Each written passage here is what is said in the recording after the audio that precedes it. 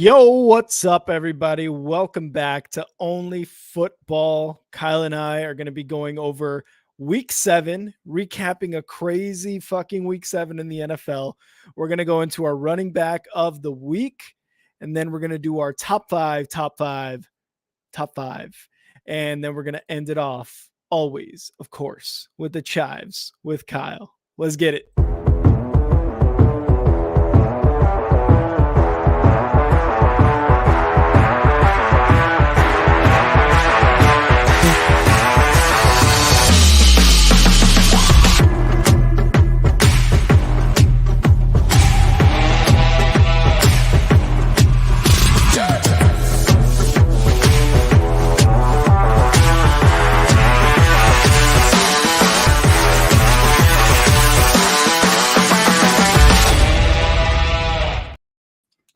Let's go. Ladies and gentlemen, welcome to Only Football, the Week 7 recap with Kyle and Rick.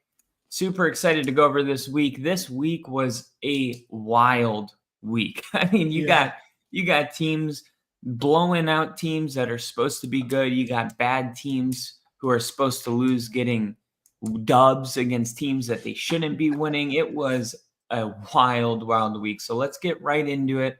We did our Thursday night recap with Jaguars and Saints. We're going to start on Sunday with maybe the most surprising game of the week. And that's going to be the Detroit Lions and the Baltimore Ravens. A lot of people thought Detroit was going to come into this game and handle business. The Ravens were favored to win, but not by 32 points. Rick, what's your takeaway from this game? Dude, you said it. Like you said people came into this game and were like, oh, the Lions are going to come in. It's going to be a good game. It's probably going to be the premier game of the morning slate. And we were fucking wrong, dude. Like this game, 38 to 12 6, or something like 12. That, 38 to 6. Yeah, like 6. Yeah, like what happened here? And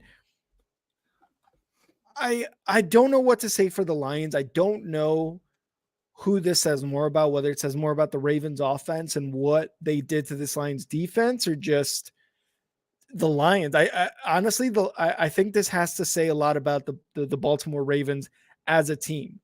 Their offensive game has gotten better, scored 38 points. They've lost some games against the Steelers, specifically where we're just like, what the hell was that, right? Dropped passes. The offense couldn't get going.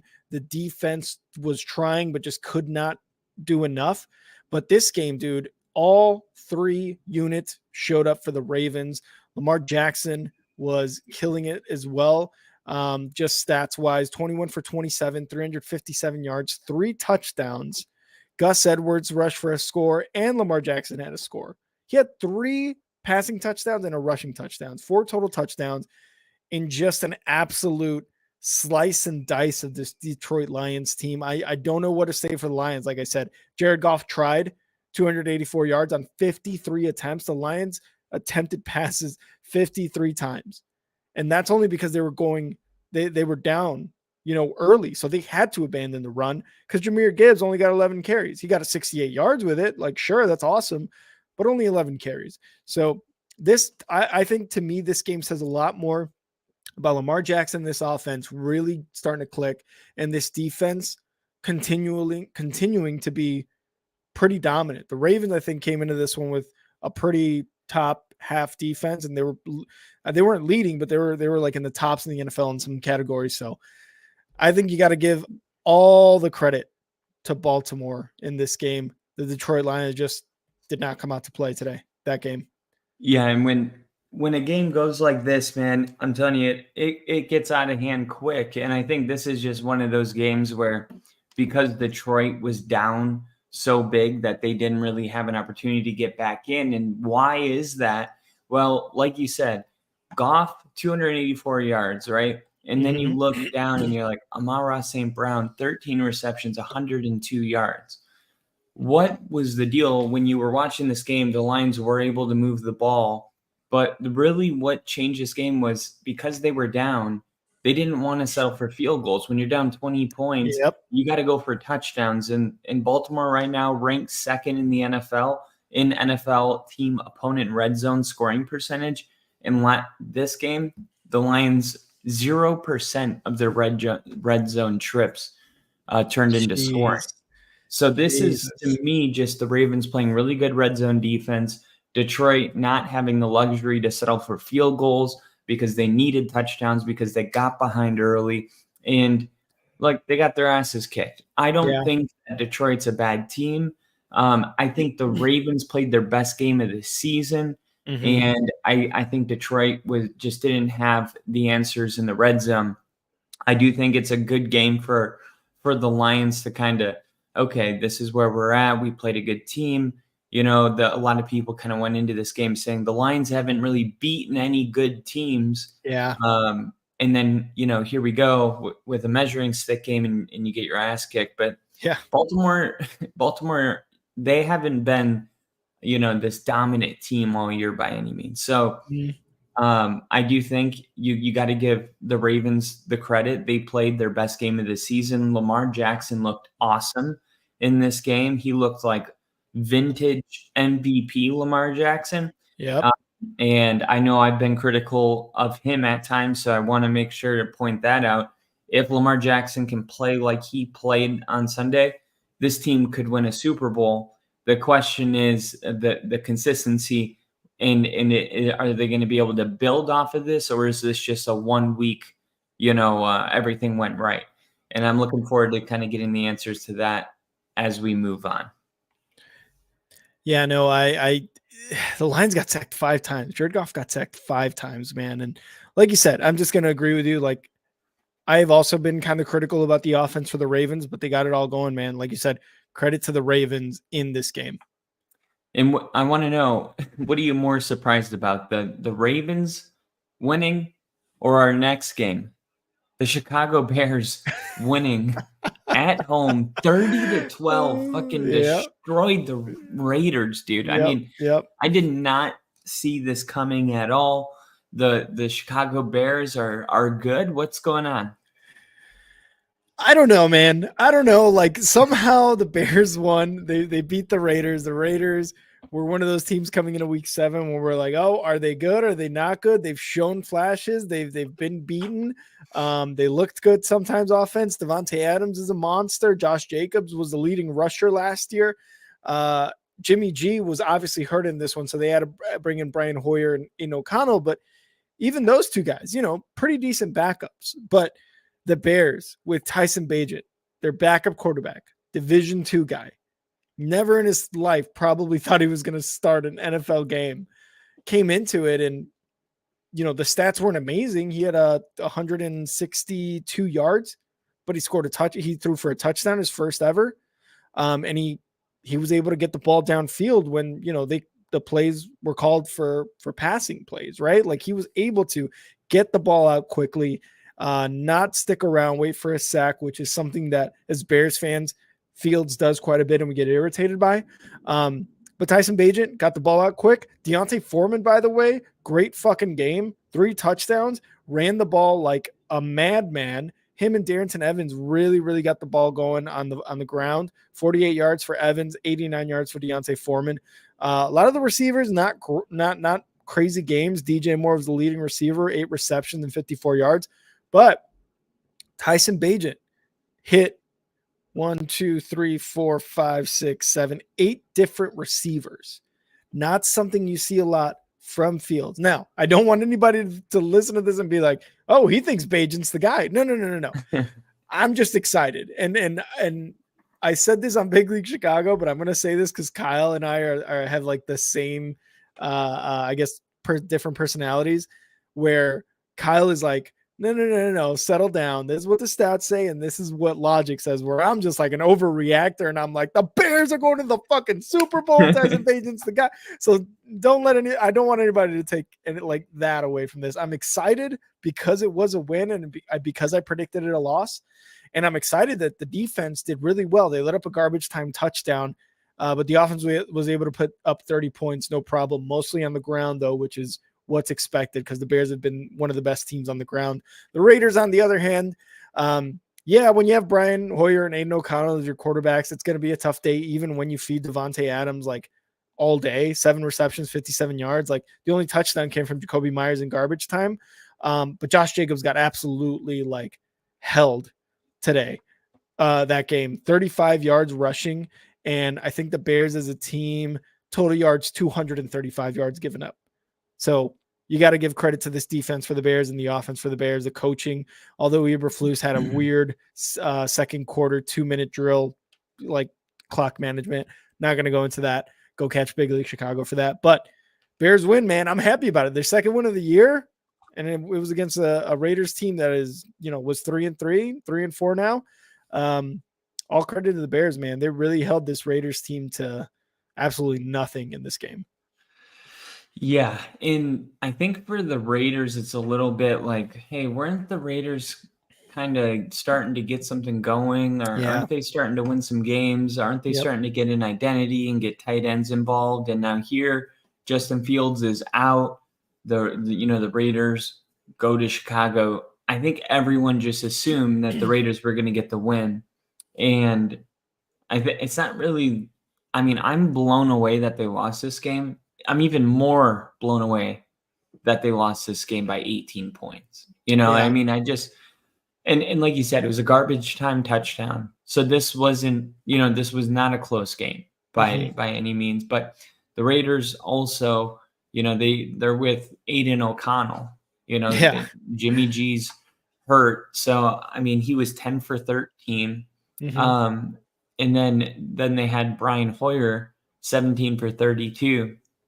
Man, there's just nothing good about the stat sheet. You look at Josh Jacobs, 11 carries, 35 yards.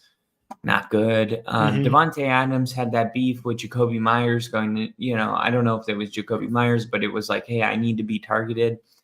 Well, Jacoby Myers was targeted one more time than Devontae Adams in this game. They both ended up with 7 receptions, 57 to 50 yards, Devontae Adams with the edge. But I just don't know if you're a fan, like what you do with this team, because like it's one thing to be, the Broncos and the Bears, where we're kind of like, yeah, it's not right. When you're 1-5, it's not your year.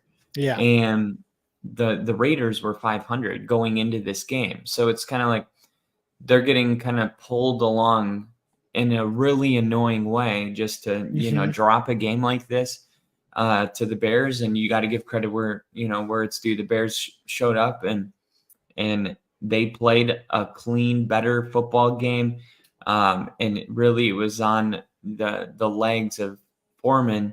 Yeah. And I'm going to talk about him a little bit later, but man, I'm just really, really impressed that the Bears kind of in a game like this with your season, I don't want to say already over, but it's not good to be 1-5.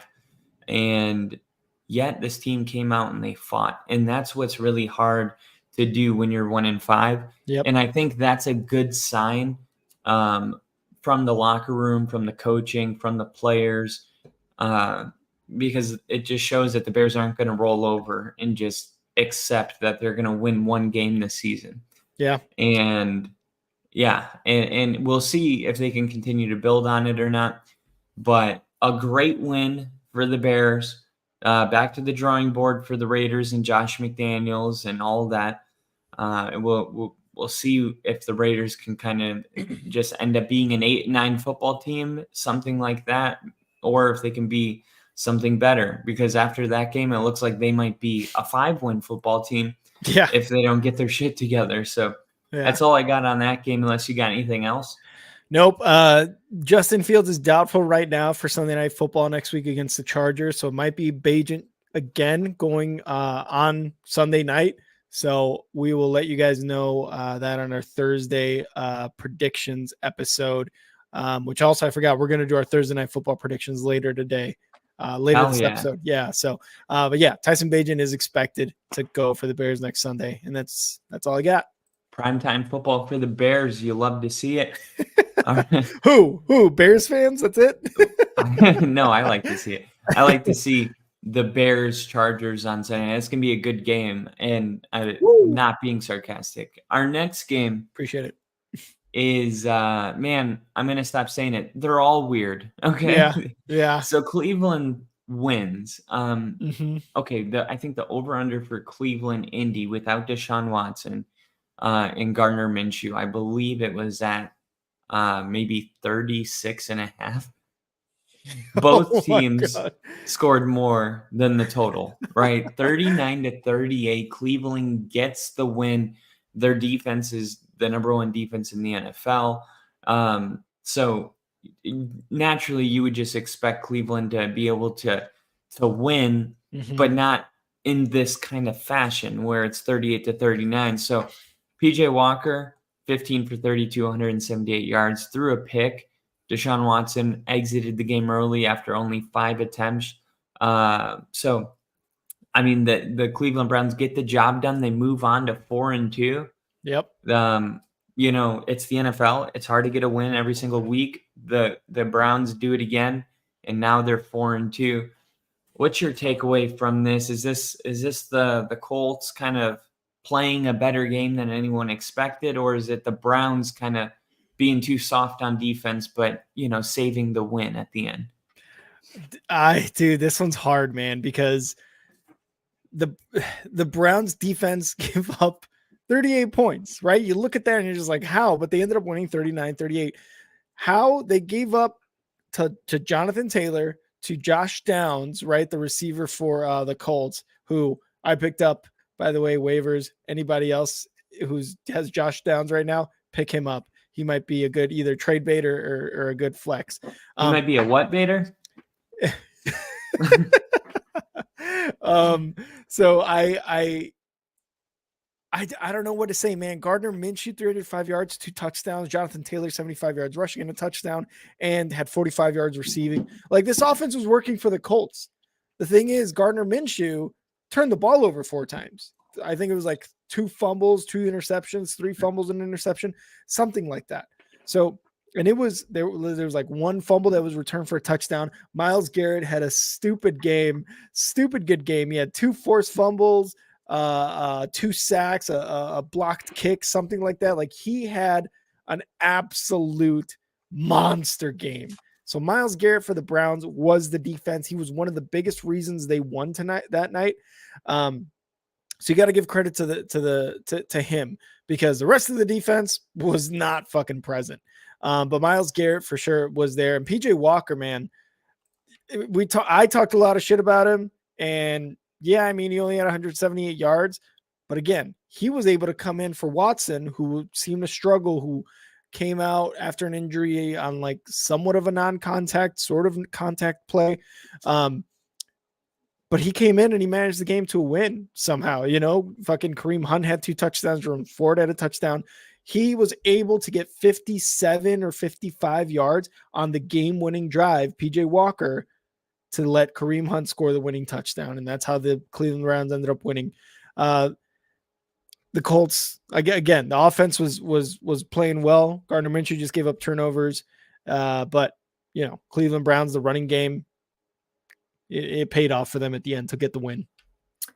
Yeah, and one of the things too is if you're, a Colts fan like Jinja, Shane Steichen is got to be at this point kind of cemented himself as the guy to lead the Colts for the future. I mean, you look at the defense that he was going against, and we've seen this, multiple weeks where they got to go against a tough defense and they're still able to pull up, 30 plus points.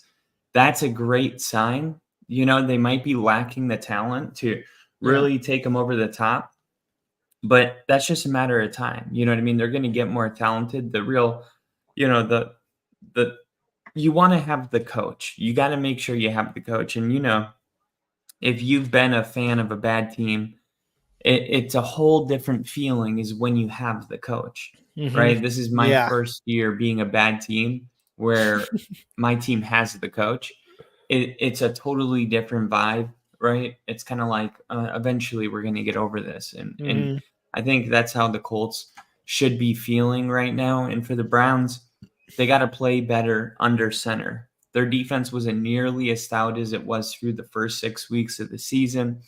And it's going to need more help from the team's offense in order to kind of continue to to capitalize on what they did well in the beginning side. They were dominated in time of possession for most of the game, and the offense has been probably like the defense should give the game ball to the offense, because really it was Cleveland's offense. And it's funny because it's like PJ Walker, I think he's 2-0 now when he's coming in. I believe I think he hasn't lost yet. So it's really funny that it kind of reminds me of last year when Dak missed the first like 6 weeks and the Cowboys were 5-0 when he came back. So shout out to PJ Walker. He did lead the late game winning touchdown drive.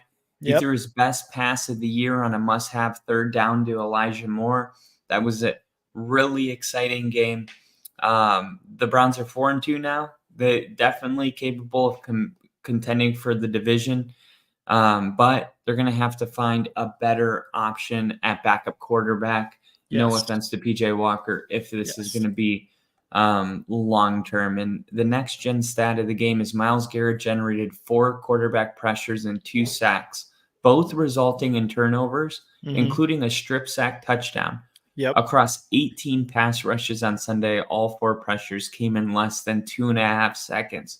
Holy crap, dude. That dude is really good at football.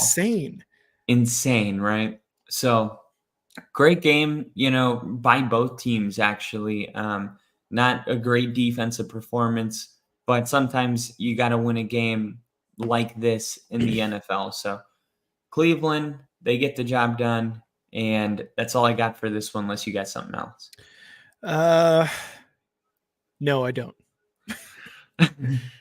All right, so moving on to our next game, you got the Buffalo Bills taking an L in New England. Bill Belichick, we gave you all the stats. We gave you all the numbers about how Bill Belichick has just gotten beaten the living dog shit out of every time Buffalo has come in. And, this game was just one of those where it felt like early in the game, you knew New England was going to, if not upset them, it was going to be a close game late in the game.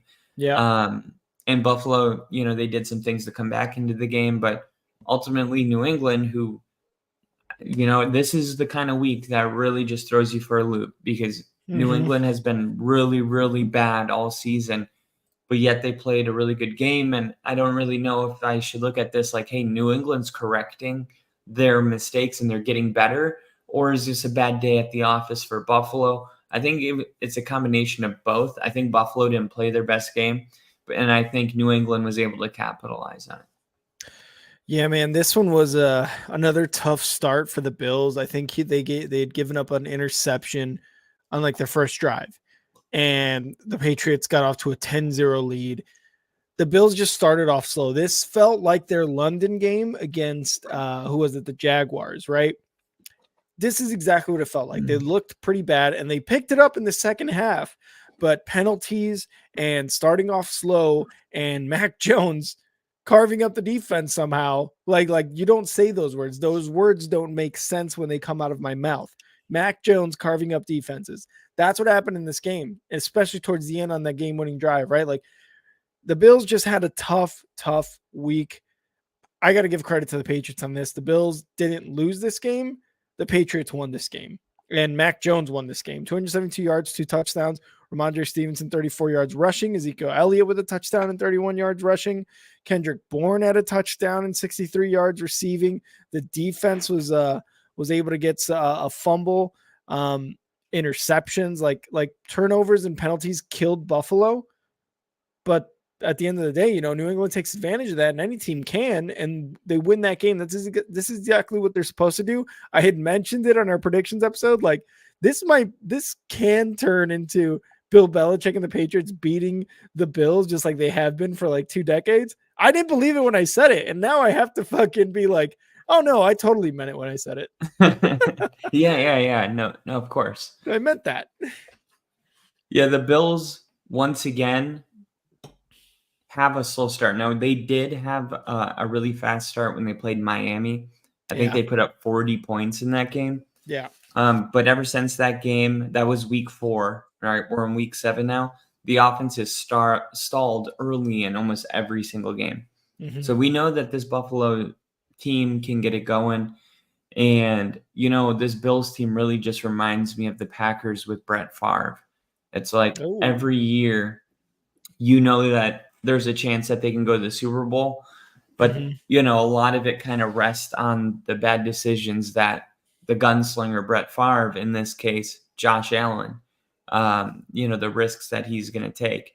Yeah. I still think I do think Josh Allen will get himself a Super Bowl. It's hard to tell if this is the year or not. They're going to have to start playing. I mean, because after week 4, when they beat the Dolphins, we were like, this Buffalo team is really good when they want to be, Yeah. But man, it just seems like, look, I'm really going to chalk this up to the NFL this whole week is just literally, the NFL is really hard to win. And that Yeah. is what the takeaway should be. It's really easy to be like Buffalo, all these teams suck. No, that's not the case, man. Every Mhm. team is just capable of beating anybody on any given Sunday.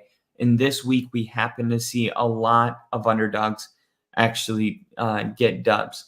For Bill Belichick, that was his 300th victory, Let's which is go. now going to be a classic, right? Because it's going to be in Mhm. documentaries and stuff like that. And Yeah. it was a much needed win for the Patriots.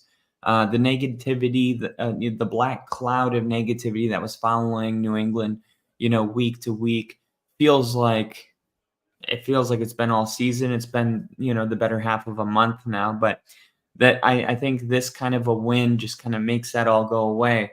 Mhm. And there's still a whole other, more than half of the NFL season left.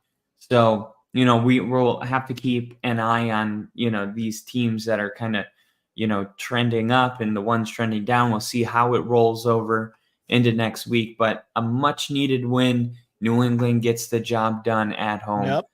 And yeah, hats off to New England and Bill Belichick getting their guys ready to play a physical game against a physical team. And yeah, that's all I got for that one.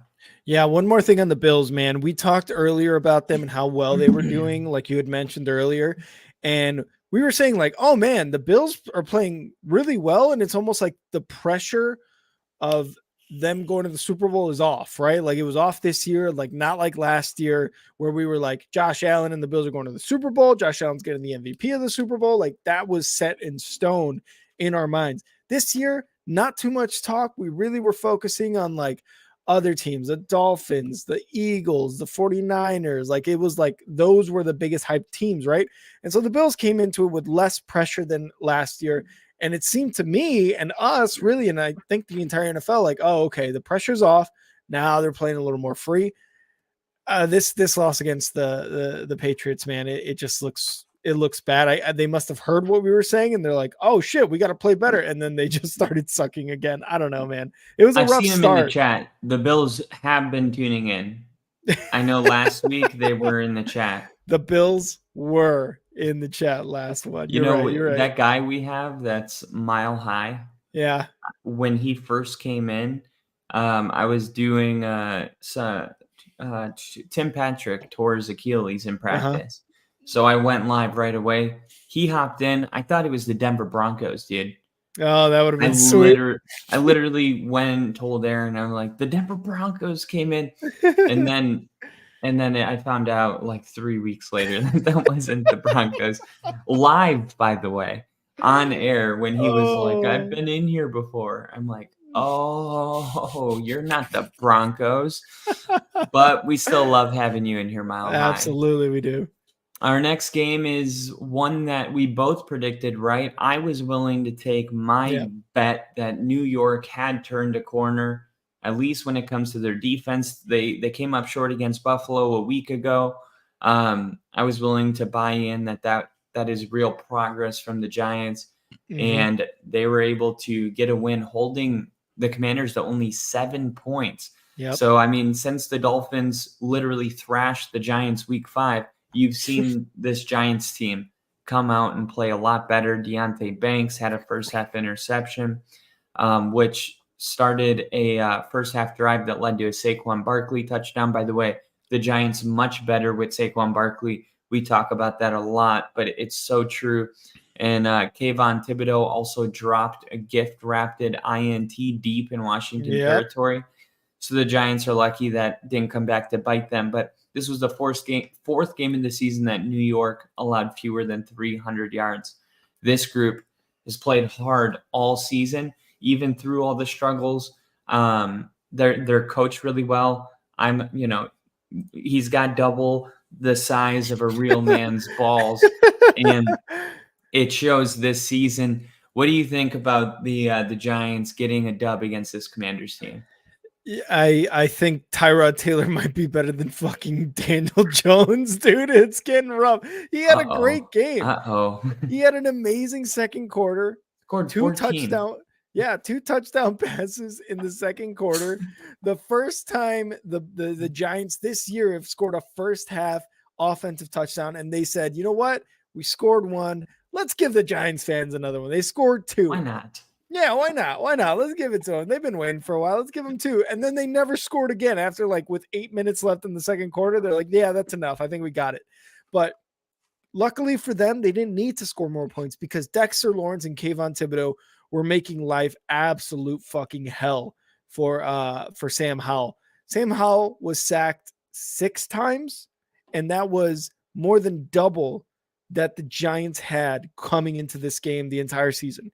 They sacked him more times than they had sacks the entire first 6 weeks of the NFL. So credit to not only the offense and Tyrod Taylor of the Giants, but the defense, man. The defense really dominated this game, and that's exactly what they needed, because if the offense could have only scored 14 points and the defense wasn't dominating, the Washington Commanders with, Terry McLaurin getting, I think, over 100 yards or close to 100 yards receiving, they probably would have been able to at least, tie it, if not win it by at least 3 towards the end of the game. So got to give a lot of credit to this defense. They really fucking made this game hell for the Washington Commanders. The Washington Commanders, Sam Howell, it's tough to be the quarterback in a loss like this, because you're just there really wasn't much I could do. I kept getting sacked. I threw for almost 250 yards. We threw the ball 42 times. I have Terry McLaurin. I have Logan Thomas. I have Jahan Dotson. I have Curtis Samuel.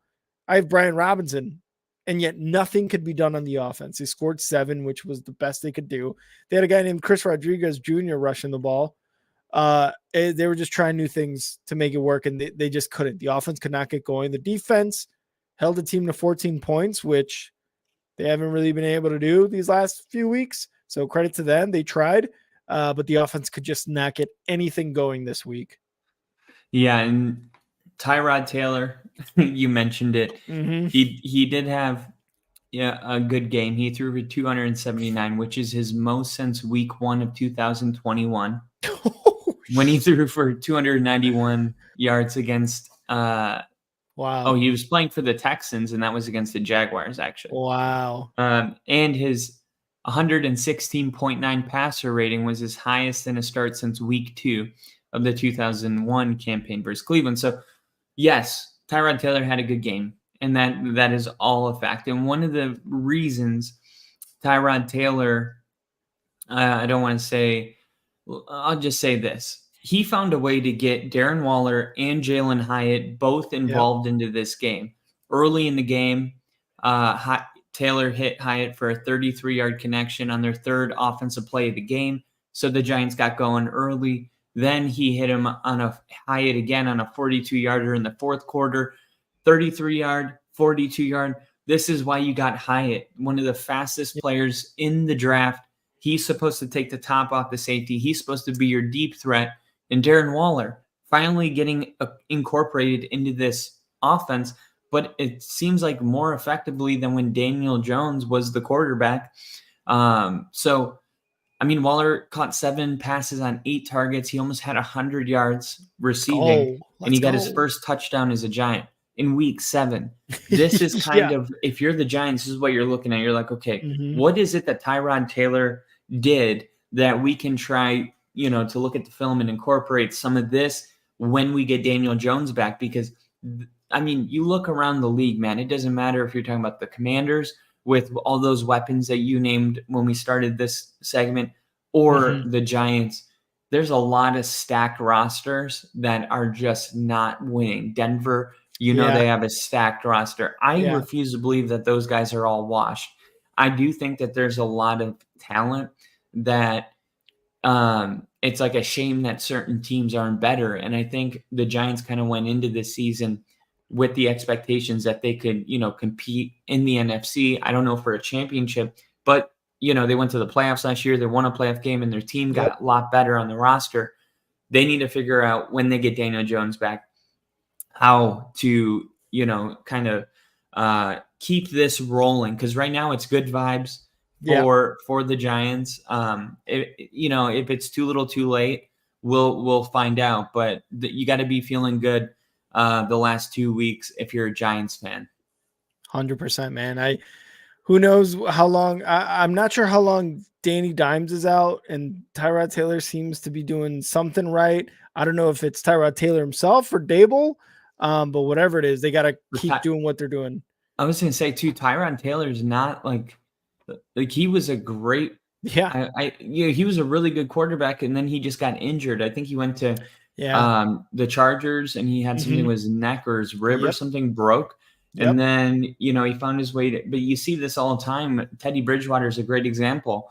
Somebody that took his team to, I think, an NFC championship game. Yeah. And then in the next season had a non-contact knee blow up. And I mean, this is just really, really one of those quarterbacks that it may be his Geno Smith time, if that makes sense. Hey, you never know. You never know. Like, there's a lot of talented quarterbacks that, it's not that they didn't bloom earlier in their career. It's that their injuries didn't allow them to stay consistent. Yeah. And, if he can keep rolling, you know what I mean? Like, there's no reason to believe that, he can't get better. 4 hours ago, Sports Illustrated released Daniel Jones still working through injury rehab. He's missed 2 games now. And let's try to see if there's anything. He isn't cleared for contact by Thursday as to the latest of where he can take full reps in practice. It's hard to imagine he would be good to play on Sunday on limited practice snaps, although Daboll said that he wouldn't have any hesitation putting Jones out there, as Jones knows the system. So we'll keep you up to date with that. Sounds like right now the Giants aren't really maybe in a hurry to put Daniel Jones back in, but I would have a hard time believing Tyrod's going to be the quarterback for more than one more week. So moving on from that game, which was a fun one, and I'm sure when Bill comes back from cooking dinner, he'll love that segment that we had, and I'm interested. Oh, yeah. So Bill, put your comments in. What does it feel like to be a Giants fan when you watch this later? Our next game, Atlanta Falcons in Tampa Bay. We talked about this game after Thursday night when the Saints lost. We said that this game was going to be important. I think you took Tampa. I think I took Atlanta. I really wanted to pick Tampa because they're, they have that defense, but at the end of the day, I didn't trust any of these teams. Atlanta's able to get a 3-point win. What's your takeaway here? Kyle, let me ask you a question. If you are a team who gets in the red zone 3 times and fumbles all 3 times, do you think that team would have won? Do you think that team wins? If they fumble it all 3 times? All 3 times. No, that team loses. Well, let me tell you, the Falcons won that game because Desmond Ridder fumbled 3 times inside not only the red zone, but inside the 15-yard line 2 times at the 1-yard line. And they still came out with a dub. Now, look, the defense for the Atlanta Falcons did a really good job. And Desmond Ridder, for all of his mistakes this game, Not a bad game. 250 yards on 25 pass attempts and 19 completions. Desmond Ridder even rushed for a touchdown. Like, he did well, except for those fucking turnovers that probably could have put this game away much earlier. Credit to the defense, though. They kept Tampa at bay. And they were able to get some turnovers on their own. Kyler didn't catch that joke, but okay. Oh, sorry. Do it again. I said, you got to give credit to the Falcons. I can't believe I'm doing this again. You got to give credit to the Falcons defense because they kept Tampa at bay. And they had that was good. Had some turnovers. It was so good that I didn't even realize it was a joke. They had some turnovers of their own, especially that one late in the game when Baker Mayfield was trying to go get the dub, as we saw him last year on Thursday Night Football. Interception there to end the game, and that was basically it for the Falcons. Great defensive game. Offense had a ton of mistakes, especially at the quarterback's end, but Atlanta came out with a dub. They kicked the field goals when they, I feel like these teams kick field goals instead of like when compared to Detroit when they're trying to go for it, because they know they need these 3 points more than anything in the world right now. Yeah. Detroit could be like, you know what? Let's fucking go for it. We got a good offense. Atlanta and Tampa Bay know that they have a shit offense and they need those field goals. So their kickers are most valuable players right now on their teams. But yeah, Atlanta they kick it on first down. Once they get in the red zone, they're like, hey, we're probably going to fumble it again. Let's just send the field goal. If I was fucking Arthur Smith there with the Falcons, that's 9 points I could have had. Like, come on, right? Like, so the offenses did enough, but the Falcons were just a little bit better. Their defense a little bit better. But the Tampa Bay Bucks defense, I mean, not bad. NFC South remains wide open, right? So right now it's not like any team pulls away, and it's not often that we see two teams play so similar in every aspect of the game for 4 entire quarters. But that's what happened on Sunday. There were nearly even on first downs, third down conversion rate, total plays, penalties, punts, in time of possessions. It couldn't be a more evenly matched contest, which predictably came down to the final possession. So I do think moving forward for Tampa, they're kind of getting the full spectrum Baker Mayfield experience. Sometimes it's good, sometimes it's bad. Tampa could have won this game, but you could also say that, Atlanta could have put up 20 more points if they hadn't fumbled the ball. At the end of the day, I didn't learn anything new about anybody. This is how I thought the game would go. And it could have gone the other way, and it, wouldn't have shocked me either. So we'll see what happens in the next week, see if one team's able to pull away. But right now, the NFC South stays close and competitive. Our next game was another close and competitive game. This was my don't touch it of the week. The Pittsburgh Steelers coming into Los Angeles. That is a far plane ride, folks. That is not a close travel. Nope. Close travel, Mark. Close travel thing. You got it. So the Rams aren't able to get the job done. I was leaning towards the Rams because when you look at the Rams, it was like offensively you trust them much more. Yep. But then you saw all those stats kind of coming in about how Matthew Stafford is like one of the worst quarterbacks against the blitz. Meanwhile, Pittsburgh has the highest blitz percentage in the NFL. It seemed like a combo for something bad to happen, and it did. Pittsburgh gets the win. What do you think about this game, and is Pittsburgh on their way to giving Mike Tomlin another winning season? At 4-2, man, it really looks like it for Pittsburgh. Like, it really does look like it's about to be another, dare I say, 10-win season for the Steelers, and yet they'll miss the playoffs because they got the Ravens and the Browns and even hopefully the Bengals ahead of them. But it might be a 10-7 season for the Steelers because they're finding ways to win, man. And going into this in our predictions episode, I was like, this offense stinks. Matt Canada stinks. The defense is the only thing holding them like up. And yet what do?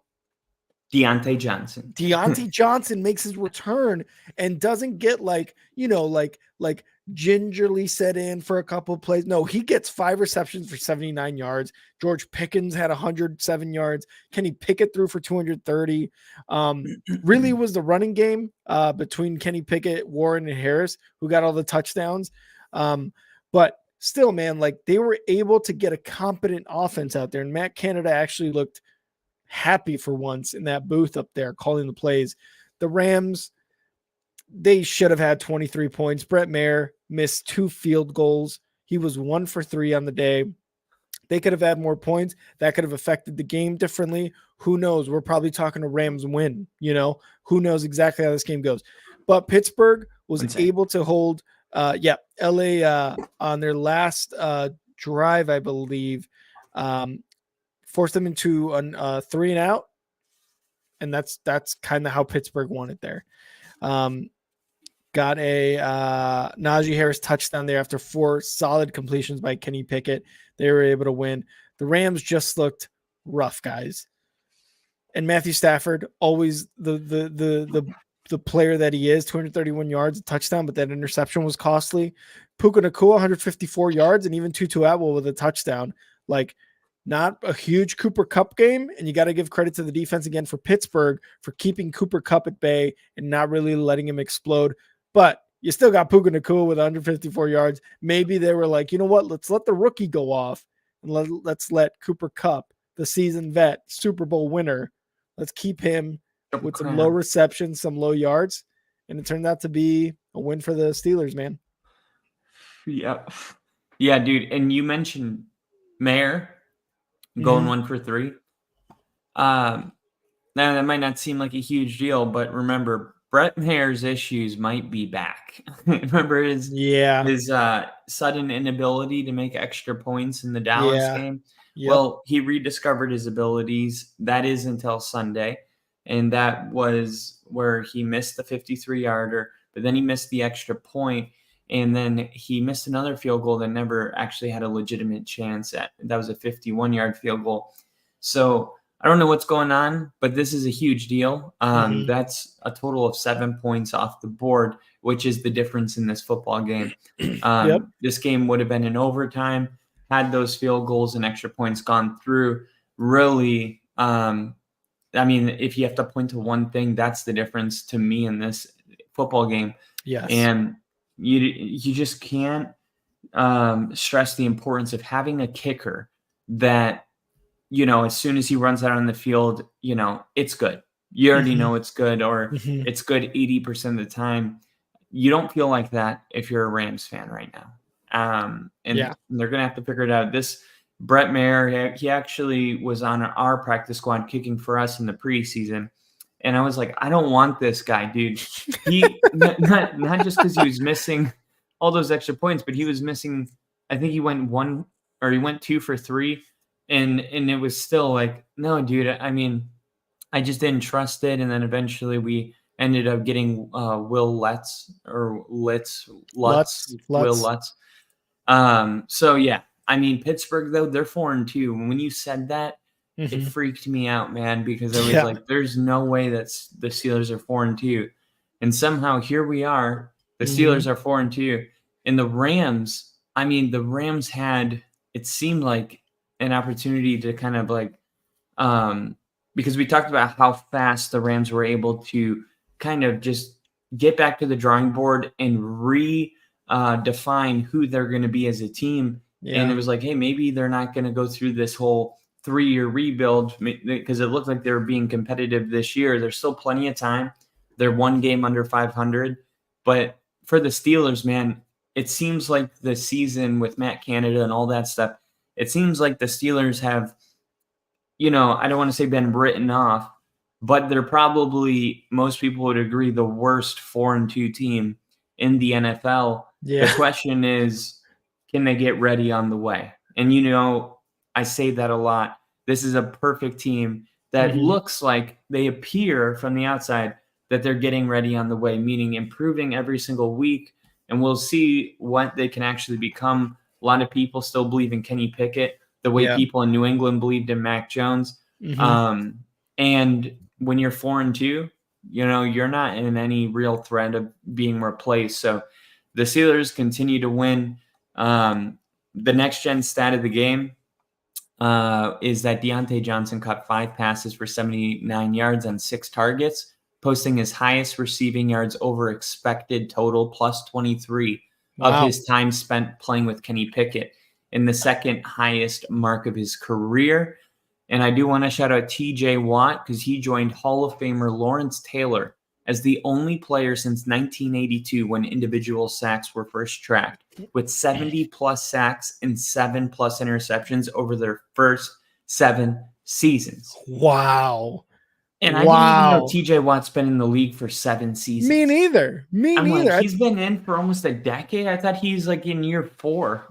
I was going to say year 4. I thought it was year 4 as well. Jesus Christ. And man, we do wonder why the Steelers are at 4-2, but we look at that offense and we're like, we really do wonder how they're at 4-2. Right. No, and I was telling my dad today, I was like, yeah, Nick Bosa, I said, I thought was the best defense player in the game. And he said TJ Watt, which isn't a bad pick by any means. And after that stat, he may be right. But that's all I got for this game, unless you got anything else. No, I got nothing else. Let's move on. All right, so moving into Seattle, they get the 10-point win at home against Arizona. The Cardinals, they haven't really been able to get anything. They started the season great, and then these last 3 weeks have just been them stacking L's. I expected Seattle to win this game. It still didn't look like it was 10-20. I think Seattle maybe could have beaten them, or is it like the Cardinals played really tough? What's your takeaway from the Seahawks getting a win at what is it, Loomis Field? Lumen Field. Yeah, this was all on the Seattle Seahawks defense, which is easily becoming one of the best defenses in the NFL. They held the Cardinals to 88 yards in the second half and 0 points. When you do that, you're gonna win fucking games, man. I think they got to Joshua Dobbs a few times. Like I'm looking at the stats here. Let me see how many times they got. They got to him 4 times. 4 total sacks on Josh Dobbs. And look, by no means is Joshua Dobbs and the Cardinals are they good. They looked good even at 1-3. We were like, oh man, this Cardinals team looks pretty hard. They look like a tough out. And then you get to losses 4, 5, and 6, and you're like, never mind. This team is nothing but dog shit. That's what this team is. That's what this team is just dog shit, man. On the Seahawks offensively, Geno Smith didn't have a great game. 2 touchdowns, interceptions, 219 yards. Kenneth Walker really kind of got them where they needed to go with 105 yards rushing. Jackson Smith and Jigba got his first touchdown. A guy named Jake Bobo got a touchdown. Like this week only got weirder, right? But this really was a Seattle Seahawks team that's 4-2 thanks to their defense. That's 100% what this was. Their defense really killed it this game. And yeah, they only scored 20 points, but maybe that Cardinals defense is actually pretty decent. And Geno Smith maybe had a bad day. I don't know which one of the two you want to believe, but one of those two happened for sure. But the Seahawks get a dub, man. 4-2. They're looking like a playoff team. Yeah, and you do got to credit Arizona for continuing to battle. They did turn 3 Seattle turnovers into just 3 points. So yeah, if maybe the Cardinals were more efficient offensively, they could have actually won this game. Mm-hmm. Yeah, I'm with you. I don't know if it's Geno Smith having a bad game. DK Metcalf inactive is a big deal. But he had to lean on his rookie. Jake Bobo's a rookie. Mm-hmm. JSN's a rookie. JSN opened the scoring with a nice route for a 28-yard strike, and he won over the middle often. I think he 63 yards on 4 grabs, right? Yeah. I think that's what you said. Mm-hmm. So, yeah, I mean, Seattle did what they had to do, but this game wasn't pretty by any means. And you got to credit Seattle's defense for picking up the offense. You mentioned that as well. Mm-hmm. But the defense made key stops when it was needed. After a fumble on a first quarter punt return, the Seahawks held Arizona to 4 yards and a field goal. Later, after a botched snap on offense, gave the Cardinals another shot with a short field. The defense bowed up, leading to a missed Arizona field goal. There was multiple opportunities for Arizona to at least get a field goal, and it was Seattle's defense that stepped up. Next, and by the way, Devin Witherspoon is really good. He's a monster. He's a monster. He's already Surtain, Sauce Gardner, Devin Witherspoon. I mean, these guys are coming out so polished and so good.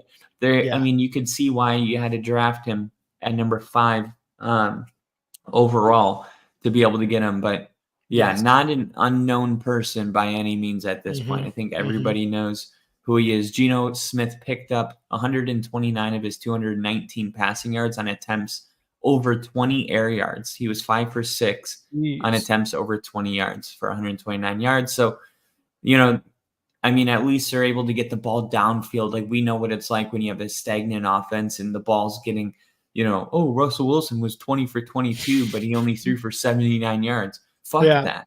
I don't care about his 2 to 3 yard completions. Like, this shows that Seattle, if Geno Smith, even if he did have a bad game, he was still able to get the football downfield behind the linebackers, in front of the safeties, consistently throughout the game. It's the NFL. The Seahawks get the win at home, but work to be done on both teams. And that's the last thing I got for that game. Yeah, I wish, I bet Seattle wishes that they weren't in the same division as the 49ers, which we'll get into a little bit later, because they would probably be leading a lot of divisions right now with the 4-2 record. Yeah. I can't even believe that they have a 4-2 record, right? Because it doesn't feel like they're dominating. No, it doesn't. It really doesn't. They're just winning. But you know what? They're tied with the 49ers now, and we will talk about that later. Yep. But our next game, ladies and gentlemen, our next game. Let's go, Broncos. The Denver Broncos taking on the Green Bay Packers. I got to watch this game. The first thing I want to say about this game, were you able to watch it? Yes, I was, and I loved every second of it. Even though the Broncos had trouble scoring in the red zone, this is all I'm going to say. They had trouble scoring in the red zone, but I'm so happy you guys beat the Packers, because the Packers, now 3 straight losses, look like they're going nowhere, and I love it. So, Kyle, the floor is to you. Broncos win, baby. So the Broncos, man, I was kind of scared to say this, but after the Chiefs game, I was like, I think their defense turned the corner. And it was kind of a similar feeling with the Giants against Buffalo, right? You're playing a top team, you hold them to, a few points, and then you're hoping it can roll over to next week. The Green Bay Packers, man, I'm telling you, I haven't seen the Broncos hit people like they were hitting at this game. The tackles, the open field tackles, this defense came out hungry, ready to play. They had great energy. Travis Scott was in the building. I don't know if that had something to do with it. He was wearing Super Bowl rings in his booth. Maybe he came down and did a pep talk with the team, something like that. It was absolutely insane. The Packers weren't able to overcome their slow start. Entering week 7, the Broncos defense was allowing the most points in yards per game in the NFL. But Jordan Love, they were supposed to have a good game. A lot of people believed, hey, Jordan Love, he can definitely come out here and have, a bounce back, a get well game against the Denver Broncos. But it wasn't able to really get going ever. Their best drive of the first and second quarters went for 52 yards and ended with missed 43-yard field goals. Green Bay rallied. They briefly took the lead in the fourth quarter, but it wasn't enough. The Packers down 19-7 with less than 2 minutes left. Love throws a deep pass to Samori Toure, and it was picked off by PJ Locke, who was only in the game because of Kareem Jackson being ejected for a hit. And we'll talk about that a little bit later. But the Russell Wilson, Courtland Sutton connection looked really strong for the first time this season. Wilson went to his go-to receiver early and often. He connected with Sutton for 33 yards on the third play of the contest, went back to him twice. Courtland Sutton looked like he was back and involved in the offense. I do think that this is a little bit of like people saying, hey, Russell Wilson's 5'10", Drew Brees was 5'10" or 5'11", but what the thing is it doesn't matter because there's totally different quarterbacks. I think Sean Payton maybe was trying to incorporate some of his New Orleans offense into this. And I think everybody's learning, okay, maybe we need to do this. Maybe we need to do that. Because I think what Denver found is their formula for victory. Now, look, this isn't going to jump off the page at you when you look at the box scores. It wasn't like, wow, Denver went out there and kicked ass. But when you look at the game as a whole, if you watch the football game, Denver was doing what they needed to do to get the win, and it was because their defense really stood up. But let's talk about the offense. Russell Wilson, 20 for 29, 194 yards, 1 touchdown. That's not bad. That's not great. Yeah. It doesn't seem like, the point is that I don't know if we even need Russell Wilson to be great in order to win football games, because Javonte Williams, 15 carries, 82 yards, averaging over 5 yards per carry. And then Jaleel McLaughlin, who, I've been really high on, average 9 yards per carry, 5 carries for 45 yards. And then Russell Wilson had 1 scramble for 21 yards. And then don't forget Samaje Perine, because he's really talented, but with Jaleel McLaughlin kind of making a splash, he's limited in his opportunities. He had 2 carries, averaged 5 yards per carry, went for 10 total. Courtland Sutton, 6 catches, Jerry Jeudy, 5 catches. When you look at this, it's like we might have something here that we can be like, hey, this is kind of like our formula of victory. What I love is that Denver didn't abandon the running game. We've seen so many times the Broncos, as soon as they get down, they abandon the running game. And I love that they stuck with it, because now you look back at the end of the game and it's like, okay, we have 2 running backs averaging, over 5 yards per carry. And that's really what helped Denver win this game. And that's what opened up Courtland Sutton and Jerry Jeudy. I just felt like it was very efficient. The Broncos were able to move every time they touched the ball. Rarely, I think they had 2 3-and-outs in the whole game. Yeah. And this was just a really great football game. Like, if you just love football, they were able to move the ball. The defenses were both hitting.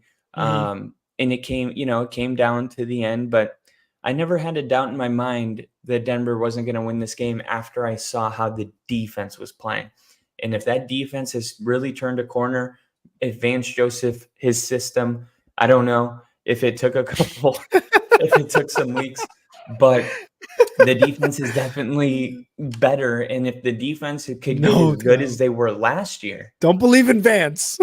If the defense can get as good as they were last year, well, now all of a sudden you don't have to worry, because Denver's not scoring 16 points a game. We have Sean Payton. We're scoring 19 to 20. Yeah. That is the difference, in being, 4-2 and 2-5. You can't expect to win games when you are the worst defense in the NFL in points and yards. It seems like they're cleaning up on defense, and they're giving themselves an opportunity to win football games. I don't know if this is something they can build. We got the Chiefs coming, right? And then we got Buffalo. But I'll tell you this, if Denver beats the Chiefs in Buffalo, if they can win those 2 games, they're 1 game outside of 500. And guess what? You believe at that point you could beat anybody in the NFL if you go on a winning streak like that. Yeah. So we'll see what happens. I'm not going to get my hopes up, even though it seems like I already just did. You 100% did. And you know how I know? Because you said Vance Joseph's defense improved. That's how I know your hopes are up. That's how I know that. Let me have this one. Oh, real quick before I say my last piece, I want to say cheers to Bill. Bill's back. Bill, you missed the Giants. You missed the Giants talk. You got to rewind, watch the video we post, and then you got to watch the Giants stuff. Look, I'm glad that the Broncos got their second win on the same day the Bears got their second win. I love that you guys beat the Packers. I remember asking you, like, are you going to root for the Broncos or the Packers? And as soon as I ended that question, I was like, that was a stupid question because you were like the Broncos. No, man, you guys made that defense was able to get that last within 2 minutes, get that interception off Jordan Love. So great job, great clutch performance by that defense too. And Jordan Love and the Packers, man, looking a little rough. The run game still pretty good, but Jordan Love throwing the deep ball, man, kind of tough to see. Kind of really tough to see. You like to see that though from like a rookie. And yes, he hasn't gotten that many starts in his third or fourth year, whatever it is. But man, you kind of look at that as a third year quarterback, and you're like, you have to make that throw. So a little tough to be a Packers fan right now, which to me is great. Yeah, the Packers with Jordan Love is going to be kind of interesting because even when he came in last year in the Philly game, it was really good. He threw 6 touchdown passes in his first 2 weeks. Mm-hmm. And now here we are, 3 games slide. Adversity, how does Jordan Love respond to it? And it's something we don't have the answers to. The story's still being written. But it'll be interesting to see because obviously this is a transition period for the Packers. Mm-hmm. They're not used to being in this situation. But Jordan Love, is he going to be the answer long term? I think it's way too early to say. Like if you're trying to figure out who your replacement is, you can't just see 3 bad games, in my opinion, and be like, oh, that's, I think you saw enough in the first 2 weeks to allow, there's going to be some bumps in the road. There's going to be learning experiences. The last throw that sealed the game, that was a bad throw. That was a bad interception. And that's really what killed the game. Jordan Love literally lost the game for the Packers by throwing that ball.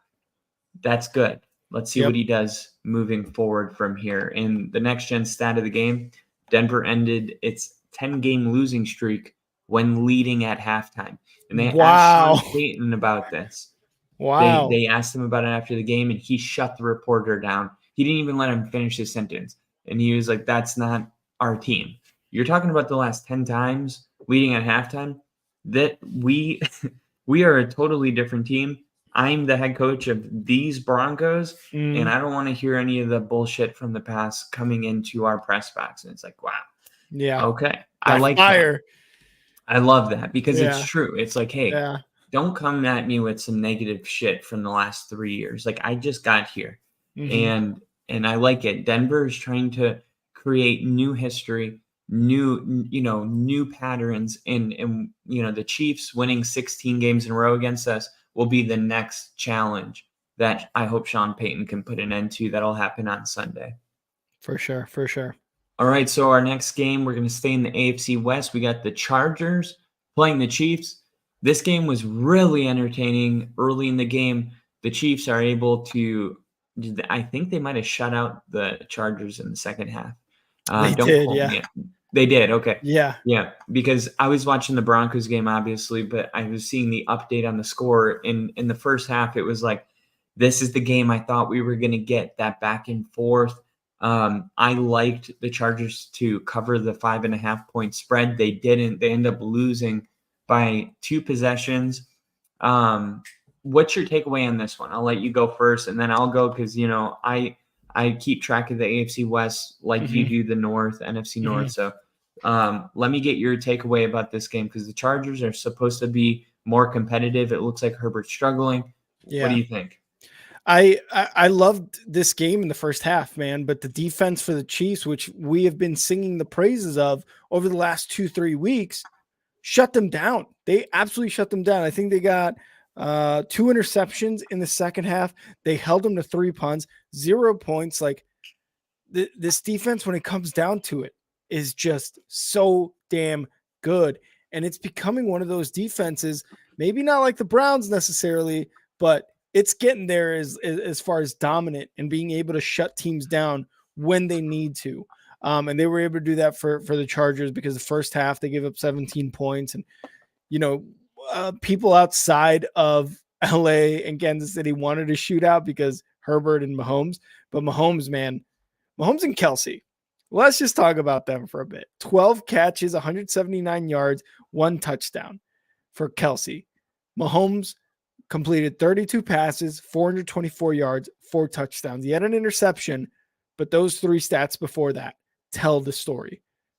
Mahomes is doing this midseason form thing he does every single year, where we talk about the offense and how it hasn't looked great, and then he goes for 400 plus yards, and we're like, oh yeah, this is the Mahomes we know and kind of love. Kyle, not so much, but this is the Mahomes we know and love, right? They're doing it, man. And Travis Kelce is not fucking fair. Not fucking fair. We talk about how their receivers. He got that anytime touchdown. That yes, he did. $250. Yes, he did. Hey, at least Kyle got some money out of that. But we talk about how there's a lack of receivers in Kansas City. And we just seem to overlook Travis Kelce in the sense that he's not really a wide receiver. He's a tight end. But my God, he is a number one. Anywhere you put him, he's a number one. Like, good thing he's with Mahomes when Mahomes came in, because it's just this duo was just amazing together. As the Chargers defense, like the Chargers have a good defense. I think they're able to do things well. Yes, they've lost 2 weeks in a row, right? The Cowboys last week, also in prime time.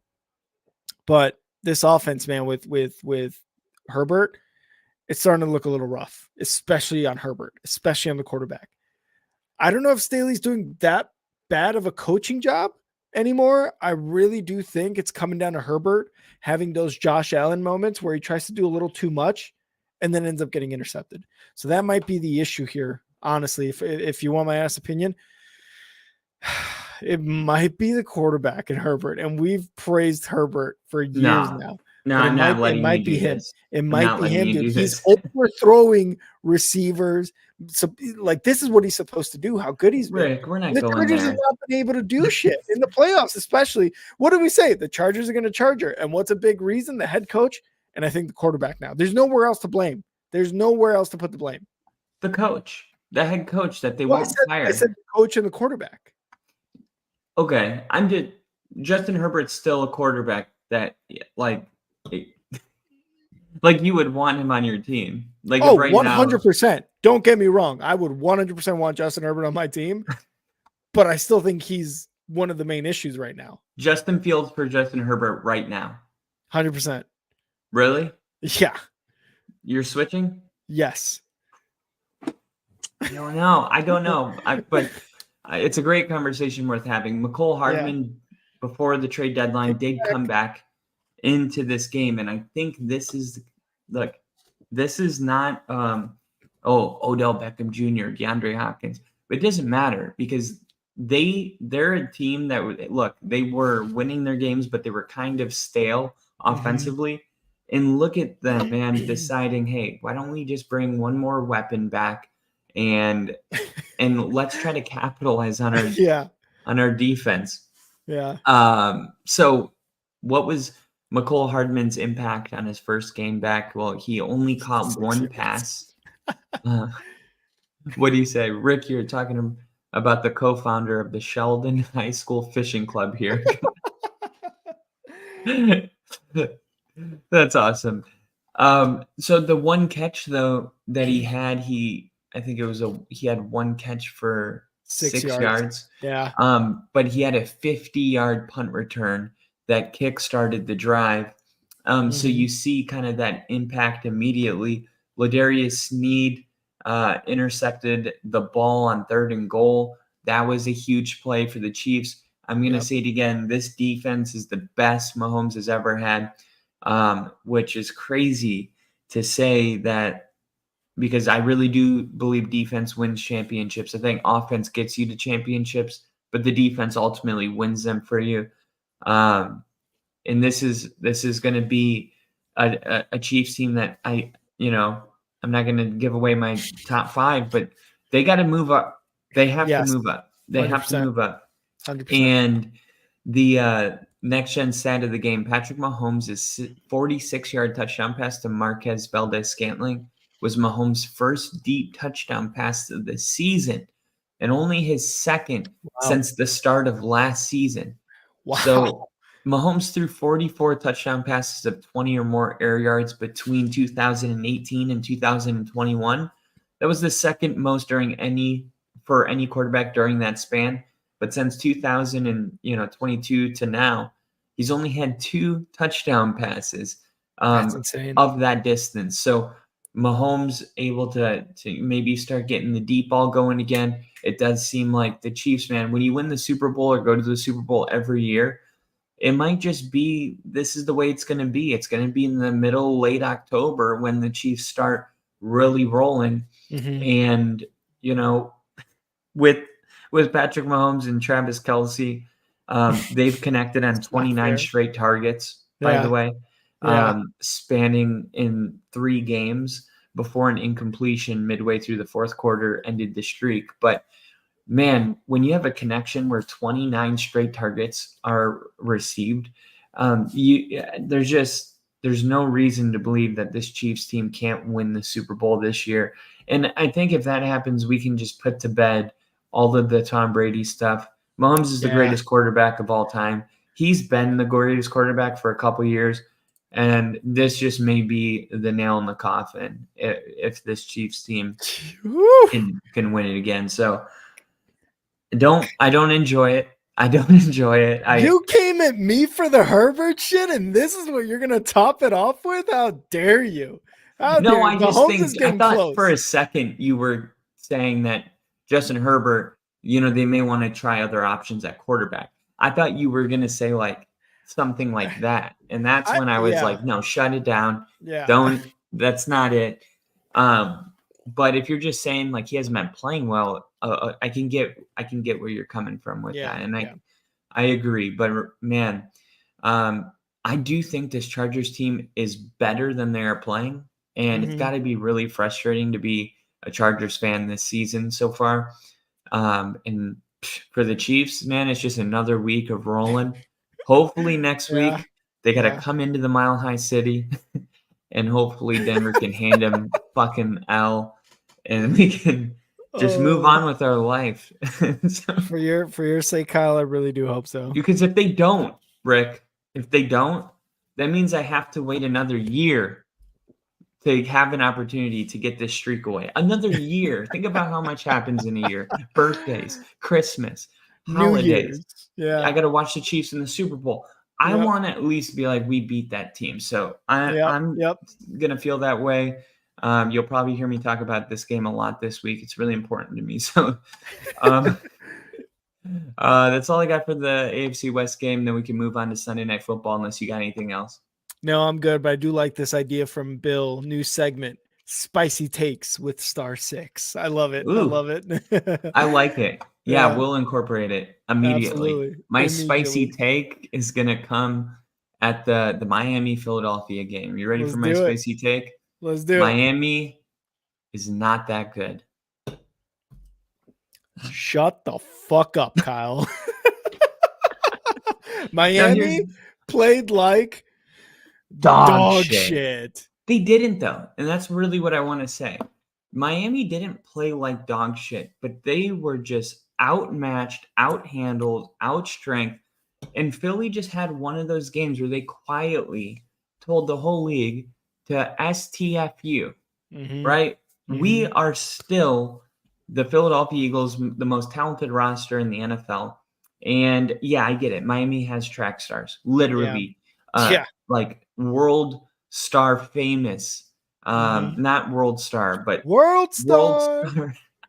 My uncle only gets his news off World Star. That's it. Like he's that's a whole nother thing. But I just think this Eagles team is really good. And for Miami, this was our measuring stick game. We can't take it back now because we said, okay, Miami has only played Buffalo. They got their ass whooped. Every other team has won 1 or only 2 games. Okay, so if Miami's not playing right, they're inflated, and this is kind of an opportunity for Miami to be like, we're not inflated. You can only beat who you play. Well, in this case, they couldn't beat another team that is in the top 5. So I think for Miami, it's like, they have the potential to maybe get there. Their defense is going to have to be a little bit better. Vic Fangio, I trust him, as a defensive coordinator, one of the best in the league. But right now, Miami isn't where they need to be to compete for a Super Bowl. And after putting up 70 points, people started thinking, well, Miami's going to go to the Super Bowl. Not so fast. They got to win games like this, and they can't yet. So what's your takeaway? Dude, this was a tough one for Miami to take, man. Like to take this L was tough because they've lost to the Eagles and now the Bills, right? Like those are their two losses. Those are two playoff teams. Their other wins, not very impressive, I think. Like they've beat the Panthers or, they beat Tampa Bay or something like that. Like they've beat some bad teams. The Cardinals probably being one of them too.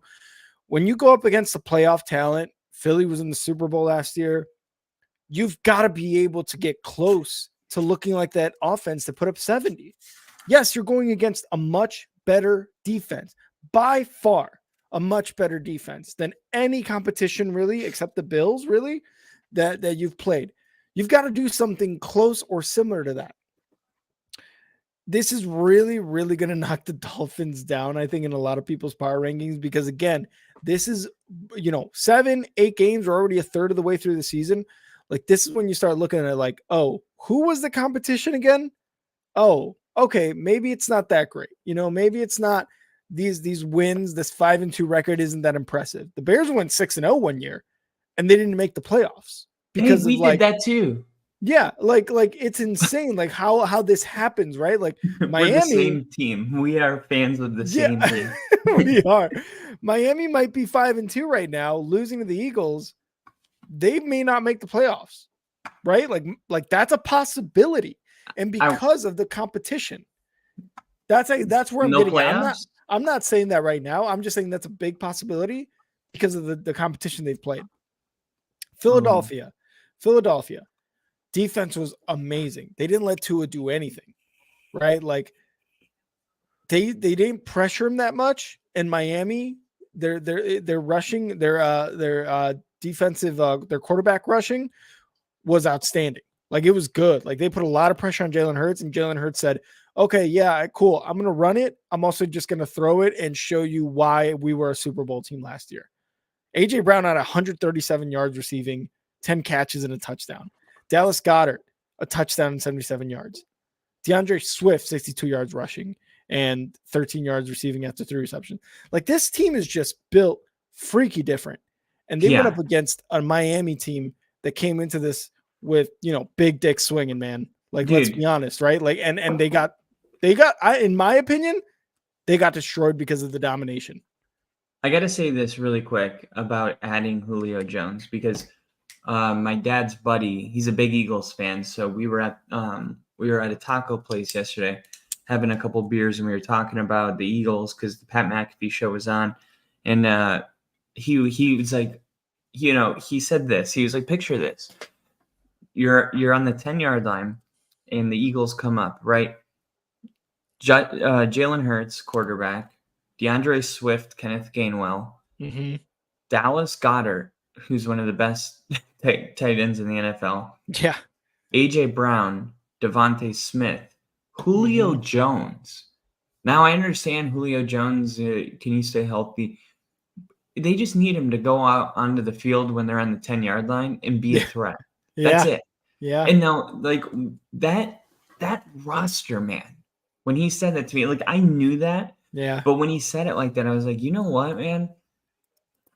I don't even know like how you would defend something like that. Seriously, like what would it take to keep Philly out of the end zone with that lineup? When you want to stop the run, we got all these options. Mm-hmm. You want to lock them down, we can run it. Oh yeah, Jalen Hurts can run it himself, or we can just get one of the best tight ends in the NFL involved. Mm-hmm. I mean, there's just so many ways for the Eagles to beat you. And the resilience of Jalen Hurts was on full display the entire night. Yep. The second half, once it was getting underway, Hurts was a late arrival, and he came out sporting a brace on his left leg. Hurts also had a bad fumble in the first half, and he had a worse interception that was actually returned for 6 in the second. quarter. So, but Hurts kept coming back though, and leading up to Sunday and during the game, Hurts and Tua facing off for the first time since he replaced them in the Alabama. Like, this was a big deal. We talked about it during the stream on Sunday Night Football, but this was a big game for Hurts. And think about this, man. He goes out against Alabama. He has a bad first half, gets benched for Tua. Tua comes back and wins that game. Jalen Hurts, in a full redemptive narrative, has a mistake, a fumble, a pick six, and guess what?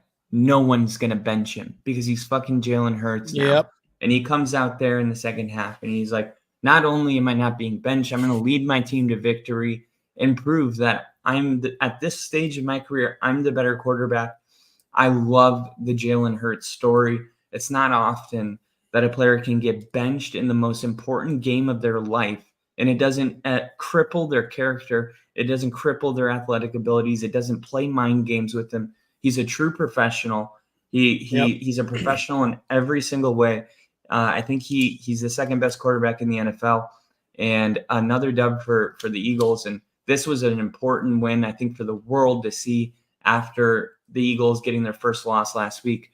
I believe against what was it, against the Rams? The Rams, I believe. I think it was the Rams. But regardless, they were coming off of a loss.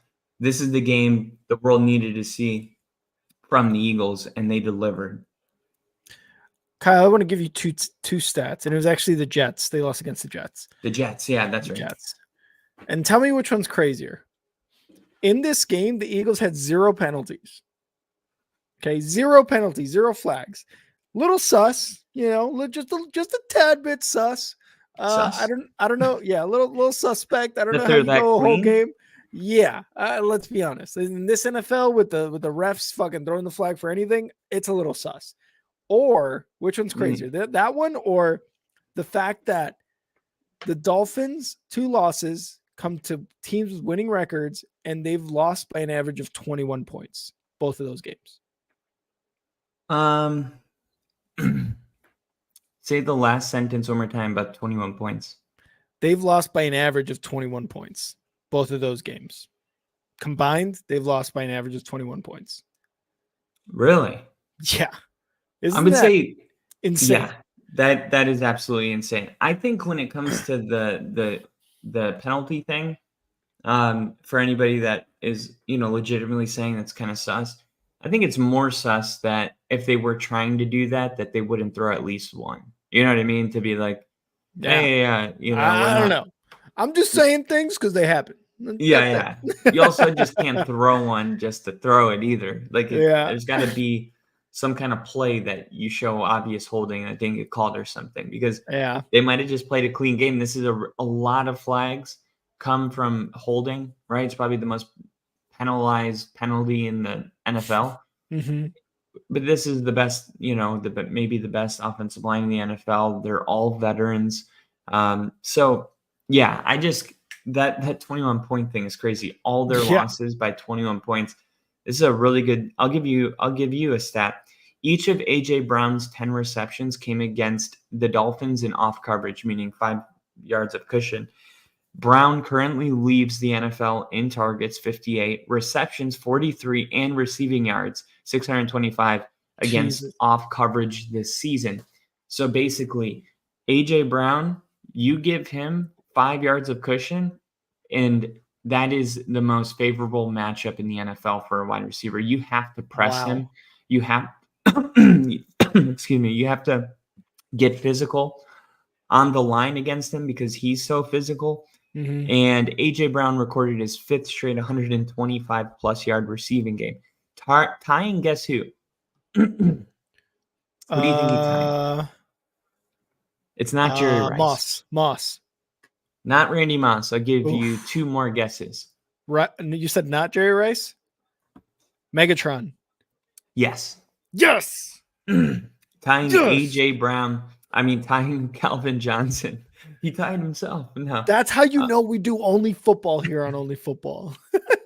And Pat Studstill. I don't know who that is, but he played in 1966. So. Oh yeah, of course. Yeah. of course. Yeah, Pat Studd still. yeah. Yeah, that guy was awesome. But yeah, man, this is a really good team. This team is a machine, an Chip absolute Brown, yeah. machine. There's one other team that's an absolute machine, but the machine is malfunctioning. Are you ready to roll into Monday Night Yes. Football? Let's do Let's it. do it. The 49ers taking an L against Minnesota. Brock Purdy throwing a really ugly late interception. No Debo Samuel. I'm not sure if Trent Williams was playing or not. Don't believe so. CMC was in the game, but it seems like right now the 49ers are a little rattled.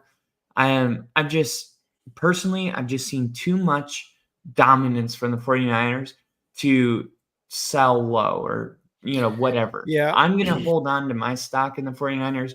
I'm going to ride the last two losses. I don't think it's a reason to bail, but it is a reason to raise some eyebrows and be a little concerned. Hey, what the fuck's going on with our team and why are we losing? But take no credit away from the Vikings, man. They played a great game. I rewatched it this morning because I wasn't able to watch it last night. And I was like, man, the Vikings came out and they played a really good game. The play calling from who's their O'Connell. I was trying to remember his first name, and I was going to say Aiden O'Connell, and I'm like, no, that's the quarterback for the Raiders. Kevin O'Connell, I think.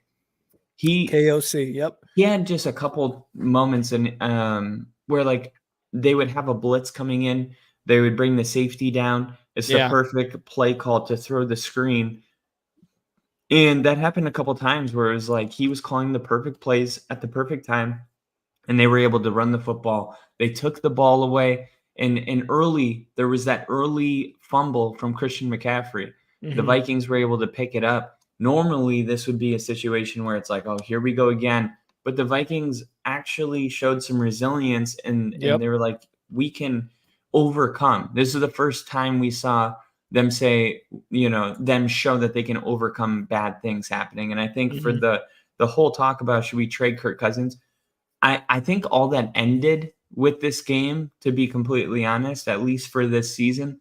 But this is a game I'm excited to get your takeaway because, there's two ways to look at this game and they're totally different. I mean, it's one side, you're saying the 49ers are kind of going through a funk right now, but then on the other side, it's like maybe Minnesota showed that they're capable of being much better than they have been this season so far. So curious to know which side you're kind of leaning on here.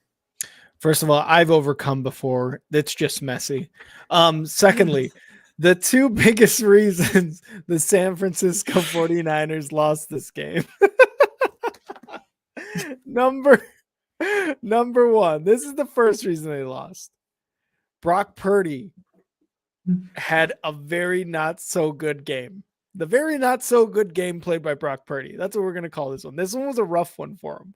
Had 272 yards and threw for a touchdown, but had two bad interceptions and was really pressured all night. Like this Vikings defense, we talked about it when they were playing against the Bears. They pressure the fuck out of teams.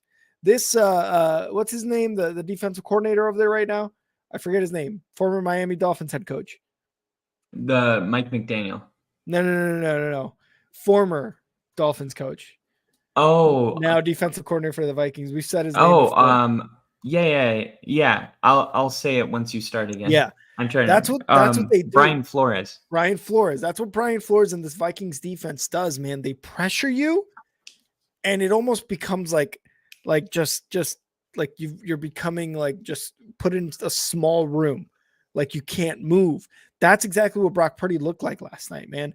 And it was rough. He threw for a lot of yards, and for Kittle, he got 78 of those yards with 5 receptions. He got a lot of those, but it was rough for Brock Purdy to really get going. You know what I mean? Like Brock Purdy does sit in that pocket and is that kind of quarterback. He'll move when he needs to, but he's a very much like, I'm going to sit in this pocket, make the reads. We've talked about it before in the Kyle Shanahan offense. A lot of quarterbacks would succeed in that offense. The other reason, the defense got 0 sacks on Kirk Cousins. And we're talking about the 49ers defense. 0 sacks in this game. You would have thought like the Minnesota Vikings have a 49ers offensive line with the way they played. They got 0 sacks in this game, and that's why Kirk Cousins was able to go out there and win this game. 378 yards, 2 touchdowns. Like, he did work. Both of those touchdowns, Jordan Addison, by the way, the rookie taking over for Justin Jefferson. So those were the 2 biggest reasons why they lost. The Vikings took advantage of interceptions, of turnovers, of just being able to get down the field. But ultimately, dude, I really think the 49ers lost this game. Yeah, the 49ers did. And that's why when I look forward, I'm like, look, don't expect me to stop picking the 49ers because because they didn't show up. Look, it's the NFL. It's hard to win. I mean, at any point, a team like Minnesota at home, did you see that, man? They're blowing the Yeah, that was insane.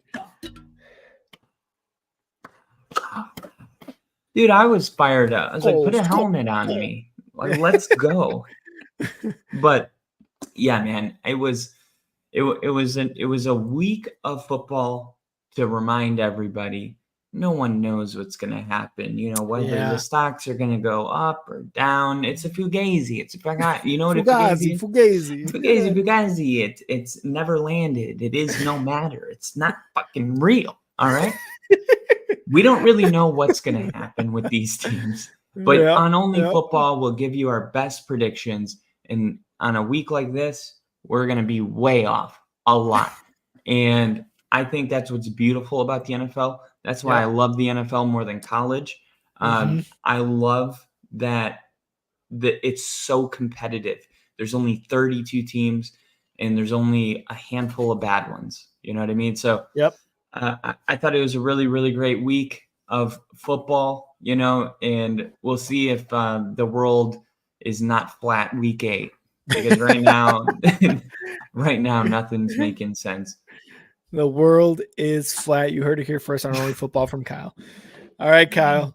Let's get Kyrie. No, this isn't only basketball. It's only football. Oh, my bad. Let's get into our next segment.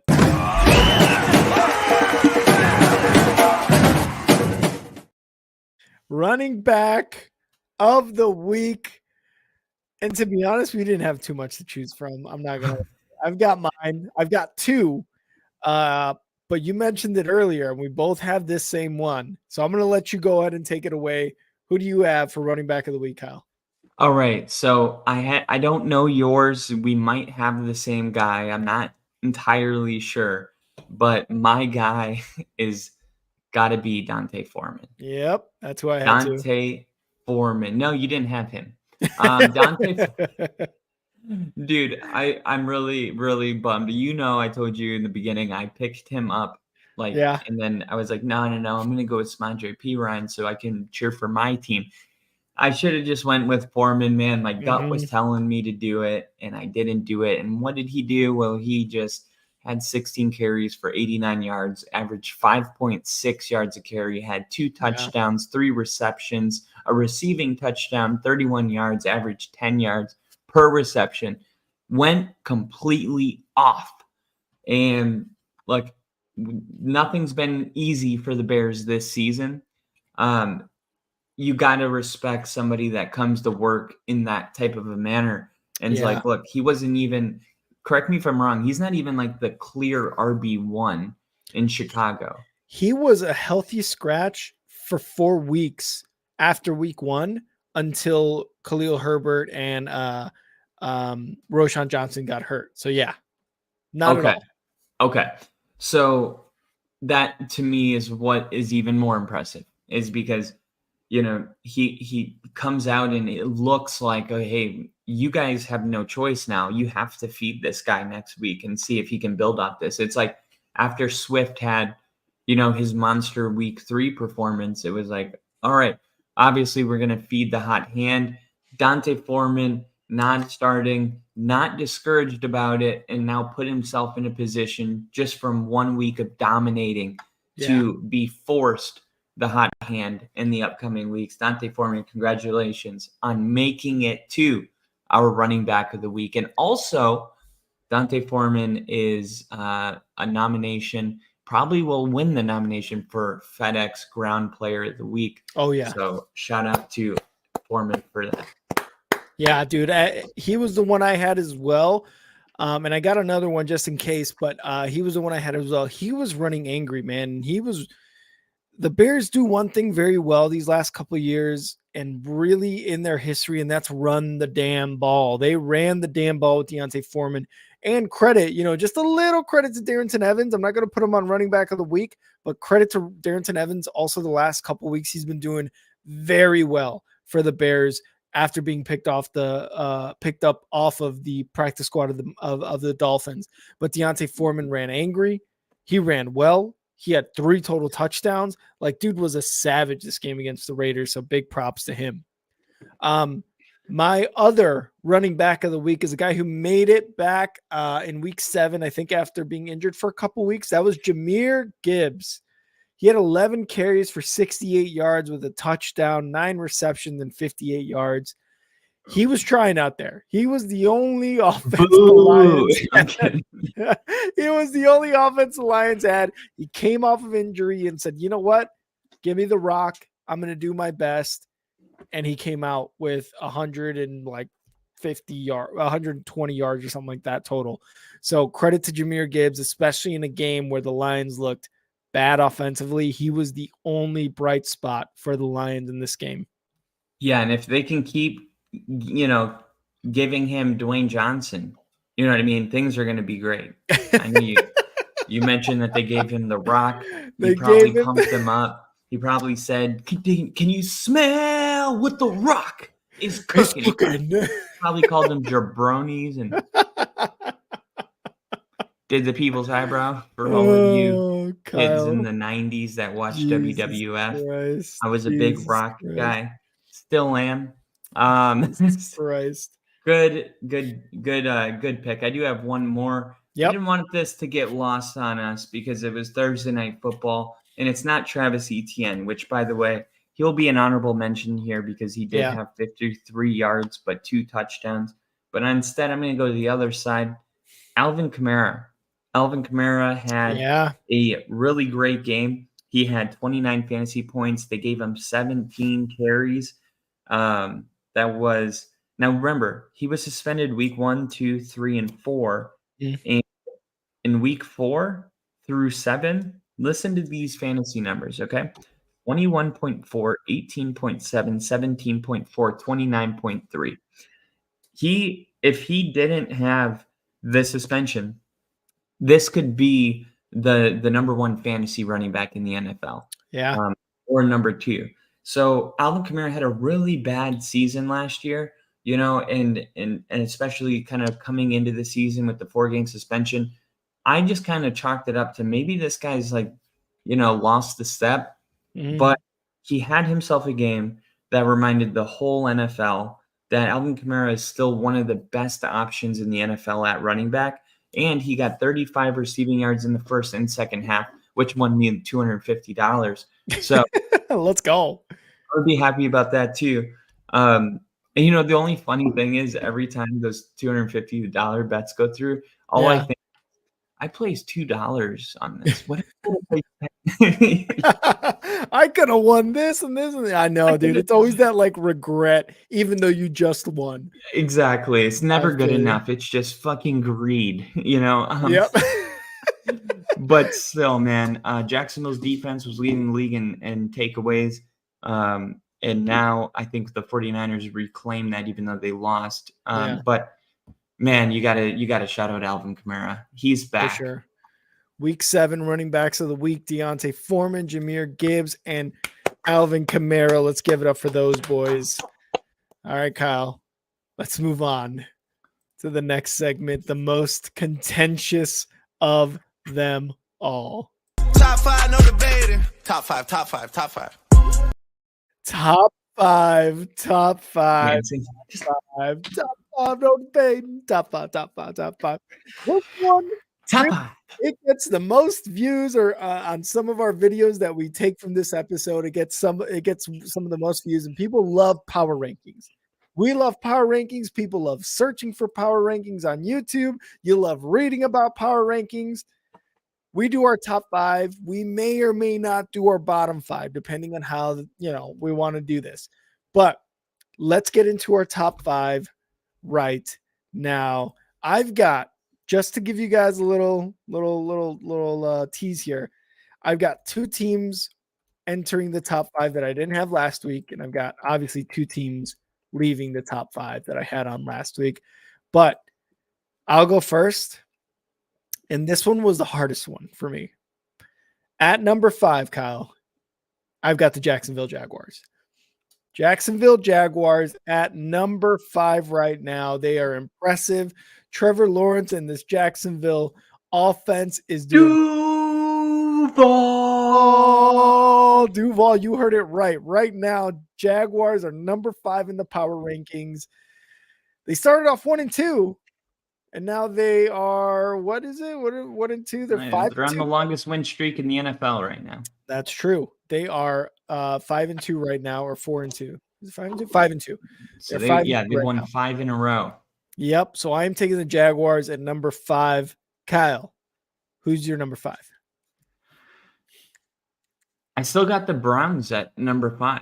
I understand that it's not a popular pick at this point in the season, but like winning a football game by scoring almost 40 points, 39 points, like to me, that's the kind of resilience that a top 5 team needs to have. Like you didn't even have Deshaun Watson. Like to me, if there's one thing that I think is keeping my opinion dumb on the outside looking in, it's that people don't understand how good I think Deshaun Watson is capable of playing this year when they get their shit together. Like I actually would bump them down to put Jacksonville there, but it just doesn't make sense because they didn't lose, so it's like definitely like there's a fringe top 5 area going on right now. And there's a lot of like the Ravens, the Jaguars, the Browns, even the Steelers are moving their way into, the top 15, closer to the top 10. So there's a lot to love right now. There's a lot of options. I'm going to stick with my pick with the Browns. They're 4-2. They haven't had Deshaun Watson for a couple games, yet this team continues to win. Defensively, played their worst game of the season. I expect that to tighten back up and them to, bounce back at home next week in a big way. I still don't love the pick, but you got to go with it. You got to keep going with it. All right.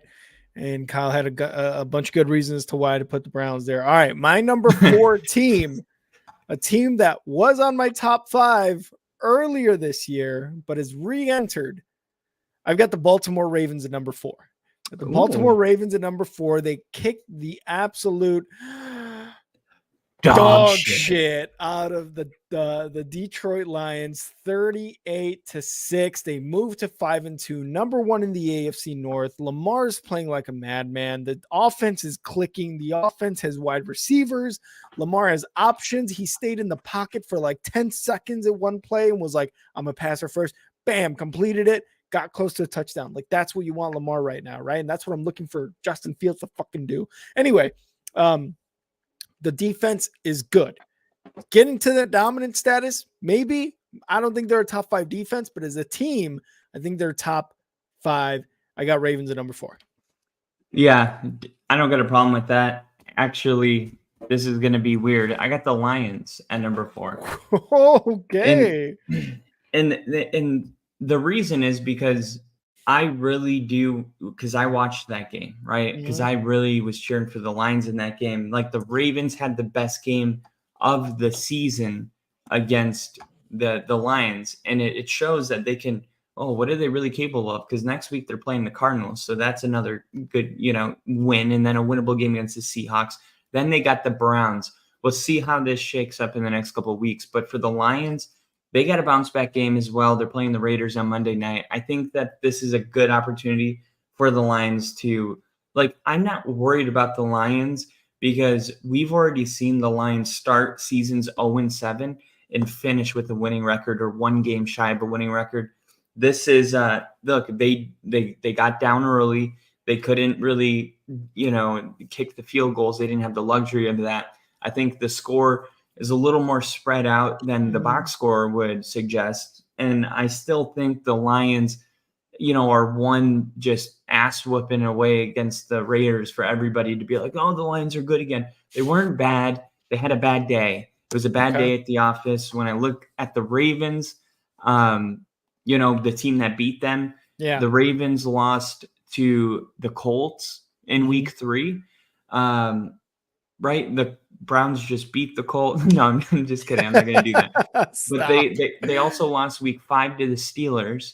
Yeah. And, it's just when I look at it, it's like the Ravens, if they can do what they did on Sunday next week, now I have to move them into my top 5. But right now, it's a great win. They're on my radar, but I'm going to keep the Lions in my top 5 for now because they've been more consistent. They beat the Chiefs week 1, so I'm just going to see how that plays out. All right. Love it. And for anybody watching on YouTube right now, in the comments, let us know who your top 5 NFL teams are after week 7. Number 3 for myself. They took a bad loss on Monday Night Football and they took a tumble, but they're still in the top 5. Kyle and I said it. We would still pick them to win games. The San Francisco 49ers, dude, they took that loss. It's got to be one of those where you look at that and you're like, okay, they're still 5-1 or they're 5-2 now. They still have a dominant defense. They still have a very good offense. They've got plenty of playmakers on that offense. They've got plenty of playmakers on the defense. This team isn't going to be a Monday night loss for the rest of the season. They're not. We can point out to who they've played, who they've lost to, who they've won against, all that. But it's just so much talent. Great coaching, Kyle Shanahan. They've been to the playoffs with lesser quarterback play and lesser overall offensive play. So the 49ers are my number 3 team. Kyle, who do you have at number 3? At number 3, I hate to agree with you, but I have the 49ers as well. They got a tumble. They lost 2 games in a row. The Vikings aren't necessarily a team that's like, oh, of course they lost. It was a week of the best teams in the NFL getting beat, right? That doesn't mean I'm going to flip everything upside down, but the 49ers I had at number 1 with you. They don't look right now like the best team in the NFL. Power rankings, they change. I didn't really expect the 49ers, though, to move from number 1 at any point in the season. And it is surprising, but there's worse places to be than number 3, on the top 5. So Bears. I think 49ers, the Bears. So I think, look, when it comes to the top 3, we're gonna have the same top 3. But when it comes to it, you might see some movement based on what happens week to week.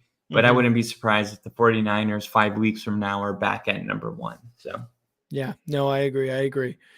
Number 2 for me, and we might have the same number 2. I'm going with the Kansas City Chiefs. Ooh, okay. Kansas City Chiefs at number 2, 424 yards from Mahomes, 12 catches to Kelsey and a touchdown. Taylor Swift is at their games. Like, dude, they're week 7. It was their like little cherry on top to be like, we're back, bitches. That's how it is right now in Kansas City. That's what I think is going to be like for Kansas City. Again, we talked about it earlier. If Mahomes and this team can get back to the Super Bowl this year, which they're very capable of doing, and they can win it, they're a fucking dynasty. Patrick Mahomes is the best quarterback in the NFL right now. Like, that's what it is. And right now the Chiefs are at number 2. Yeah, I love that pick. Right now, I actually have the Philadelphia Eagles at number 2. Ooh. I think the Eagles and the Chiefs, right? Those are the 2 teams that it's kind of coming down to, no secret. But when I look at I'll save that for number 1. For the Eagles, I just think they're a very good team, and there's just, whether you're at 1 or 2, it's the same shit, man. It's the two best teams Yeah. in the NFL at this point, and the Eagles have so much talent on that team. I do think they should win the Super Bowl this year.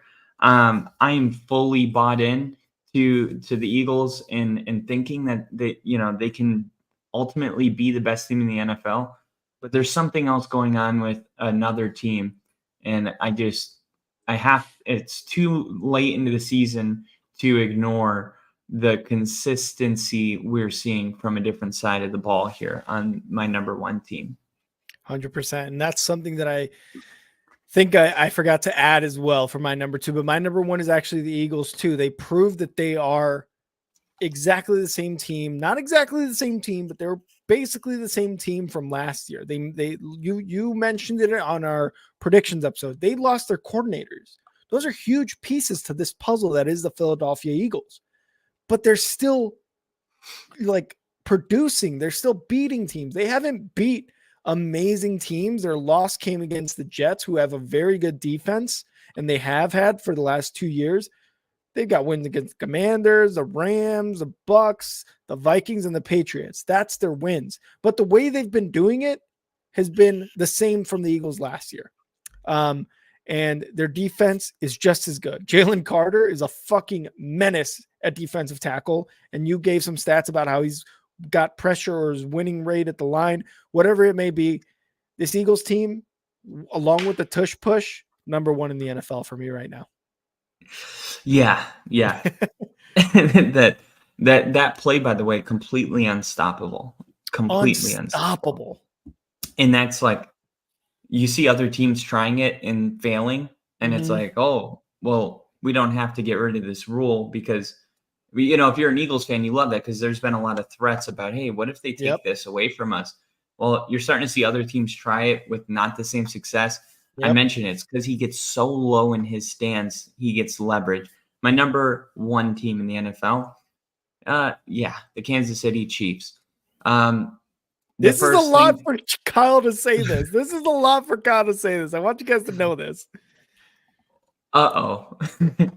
We quietly let general manager Brett Veach build a defense around Patrick Mahomes.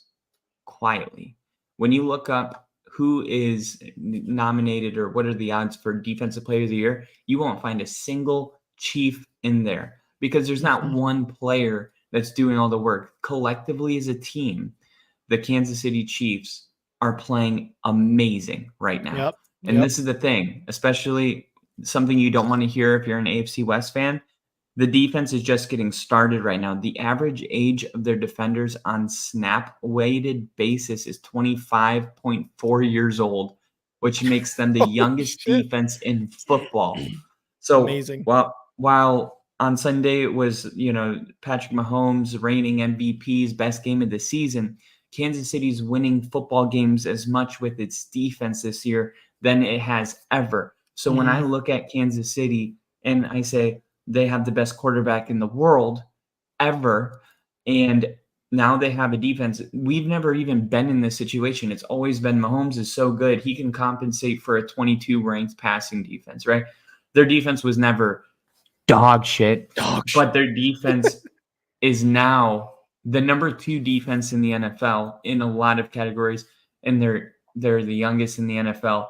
And it kind of feels like that was the one thing we couldn't let happen, and we all let it happen quietly and slowly. The Kansas City Chiefs, they got to be a Super Bowl favorite at this point because of the recipe. If anyone can beat them, it's Philadelphia Eagles. And that's why I got them at number 2. But right now, Kansas City, best team in the NFL. Kyle, are we about to see a rematch of last year's Super Bowl this year? Probably. Oh, shit. It's looking a lot like it. And I think if we do get a rematch, I'm taking the Eagles. I'm calling my shot now. We are going to see a Chiefs-Eagles rematch right in this year's now? Super Bowl. Right fucking now. Taking now on Monday night. That's who I am. I'm me. No 49ers Chiefs rematch. That would be a rematch too. That would be a good one. That was Mahomes' first Super Bowl. Was against the Niners. Wait, was it? Yeah. It was Oh shit! he Yeah. he beat the 49ers, then he lost against Tampa, and then he beat Oh, and then he beat the Eagles. Eagles. No. Yeah. Then they lost to the Bengals in the AFC Championship, and the Bengals played the Rams. Yeah. Yeah. And then last year he won the Super Bowl again. I mean, we're gonna lose track of this eventually, Yep. but Eventually we will. Mahomes is gonna be in the Super Bowl, it seems like every year. And why not? Because it's really what's really interesting is like with everything going on, the Taylor Swift, Travis Yeah. Kelce, the Phillies, in the playoffs, um, it just seems like they're in a really, really good place right now. Like it seems like, when you just have a good couple years of your life where you look back and you're like, man, that was the best years of my life. I really do think right now for Travis Kelce, for Patrick Mahomes, Yes. the way the Yes. Chiefs are, the Taylor Swift stuff, I really just feel like they have that thing that Mhm. they're playing with magic.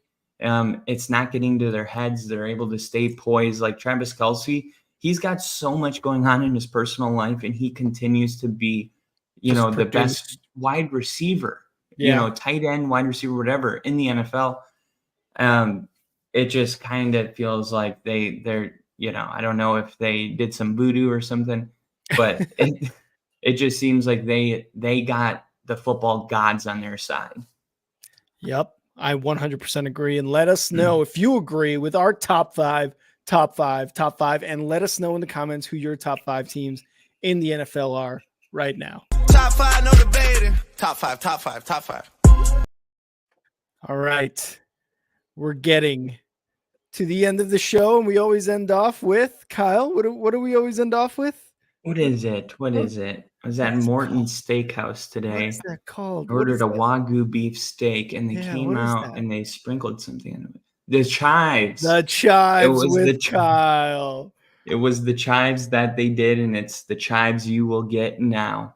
What do you got, Kyle? Kareem Jackson was actually ejected into the game for having a violent hit against the Green Bay Packers. Now, he was ejected from Sunday's game because of his hit against Luke Musgrave in the fourth quarter. But it was the second time this season that Jackson was ejected for an illegal hit. And I saw it happen a couple weeks ago. And I'm thinking to myself, I'm watching this hit. And to me, when I look at this hit, an ejection to me seemed uncalled for. Like it was late, it's the fourth quarter. The Packers are trying to get a touchdown. Luke Musgrave catches the ball. The only way to try to break this play up is for our strong safety to come lay the hammer. He leaned like this, right? And it literally, if you lean, your helmet literally is above your shoulder. So it was like his helmet hit and then his shoulder hit. By no means was it, in my opinion, a dirty hit. So they ended up suspending him it was going to be 4 games. And today it got overturned. He's going to miss 2 games. So we're missing our safety against Buffalo and Kansas City. That's great.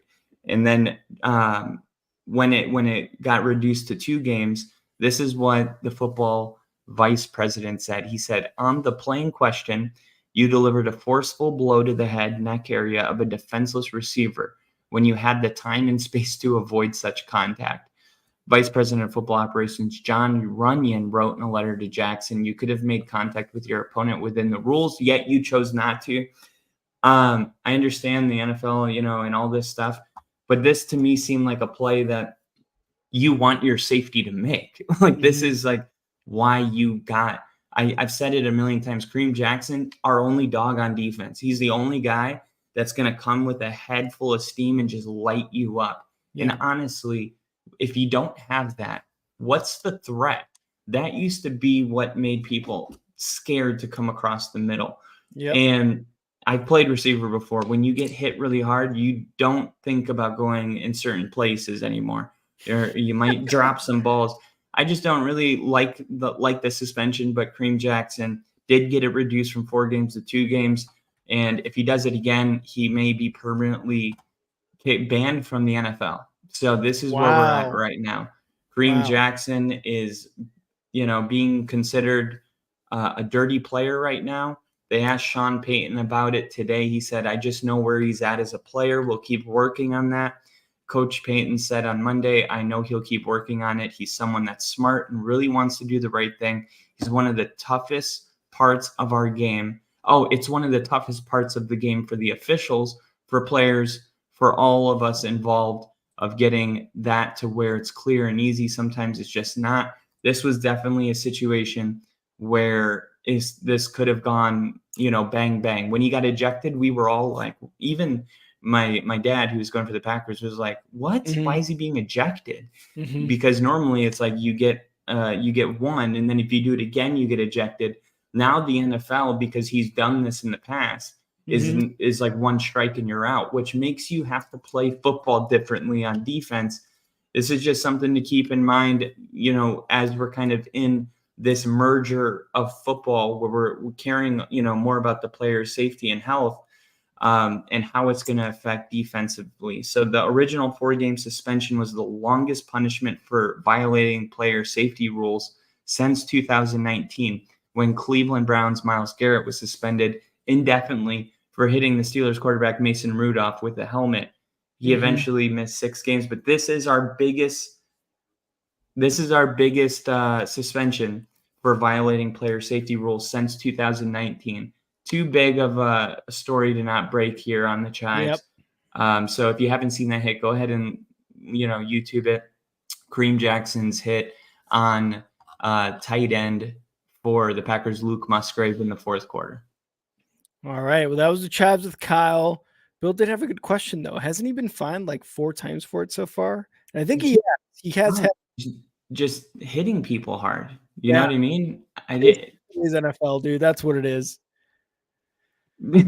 Yeah, that is it. I mean, it's tough. It's tough from somebody like Kareem Jackson, who I think he's in his 13th year, because he's kind of, imagine you kind of made it this far in your NFL career because of those hits. And now, as the NFL transit, and now it's like, okay, well, that's all I have. I compensate for my lack of speed with my powerful hits. And it's like, if he can't find a way to, excel without that, it's going to be interesting to see what happens to him, or if this might be his last year. But he's one more hit away. We'll keep an eye on that in a couple of weeks, because when he comes back on the field and we're streaming Bronco games, we're going to be looking out. And if he does it again, I'm telling you, we might be live when Kareem Jackson takes his last snap. Well, there you go. That was the Chives with Kyle. I want to thank everybody who was in the comments and viewing today. Bill, you were in the comments. We love it. We always love you. We always love Bill. We're talking good about the Giants now too, Bill. So you're going to start tuning into the show with like some anticipation. Like they're going to talk good about the Giants. I'm going to talk good about my Giants. Yeah. So thank you, everybody who tuned in, everybody who liked, everybody who shared. We appreciate all the love. And we're on our quest to 500 subs on YouTube. So please subscribe if you could. That would be very much appreciated. And you could follow us on all of our social medias at Star6 Media on Instagram, YouTube, TikTok, Twitch, and Facebook, and at _Star6 Media on Twitter. You could follow me at and now Rick on Twitters, on the tweets up there. Kyle, where can they follow you on Twitter? You can follow me at FTBLONLYPODCAST for some good Twitters. Actually, what I'm going to do, some good Twitters. God, I'm going to good Twitters. I love it. You're going to get a lot of good Twitters. And you're also, if you check in 20 minutes after this show, I will post Kareem Jackson's hits. So you don't have to search for it. There you go. This is the type of stuff we're bringing you. But all right, guys, thank you so much for tuning in. Kyle, I will see you next time. See ya. See ya.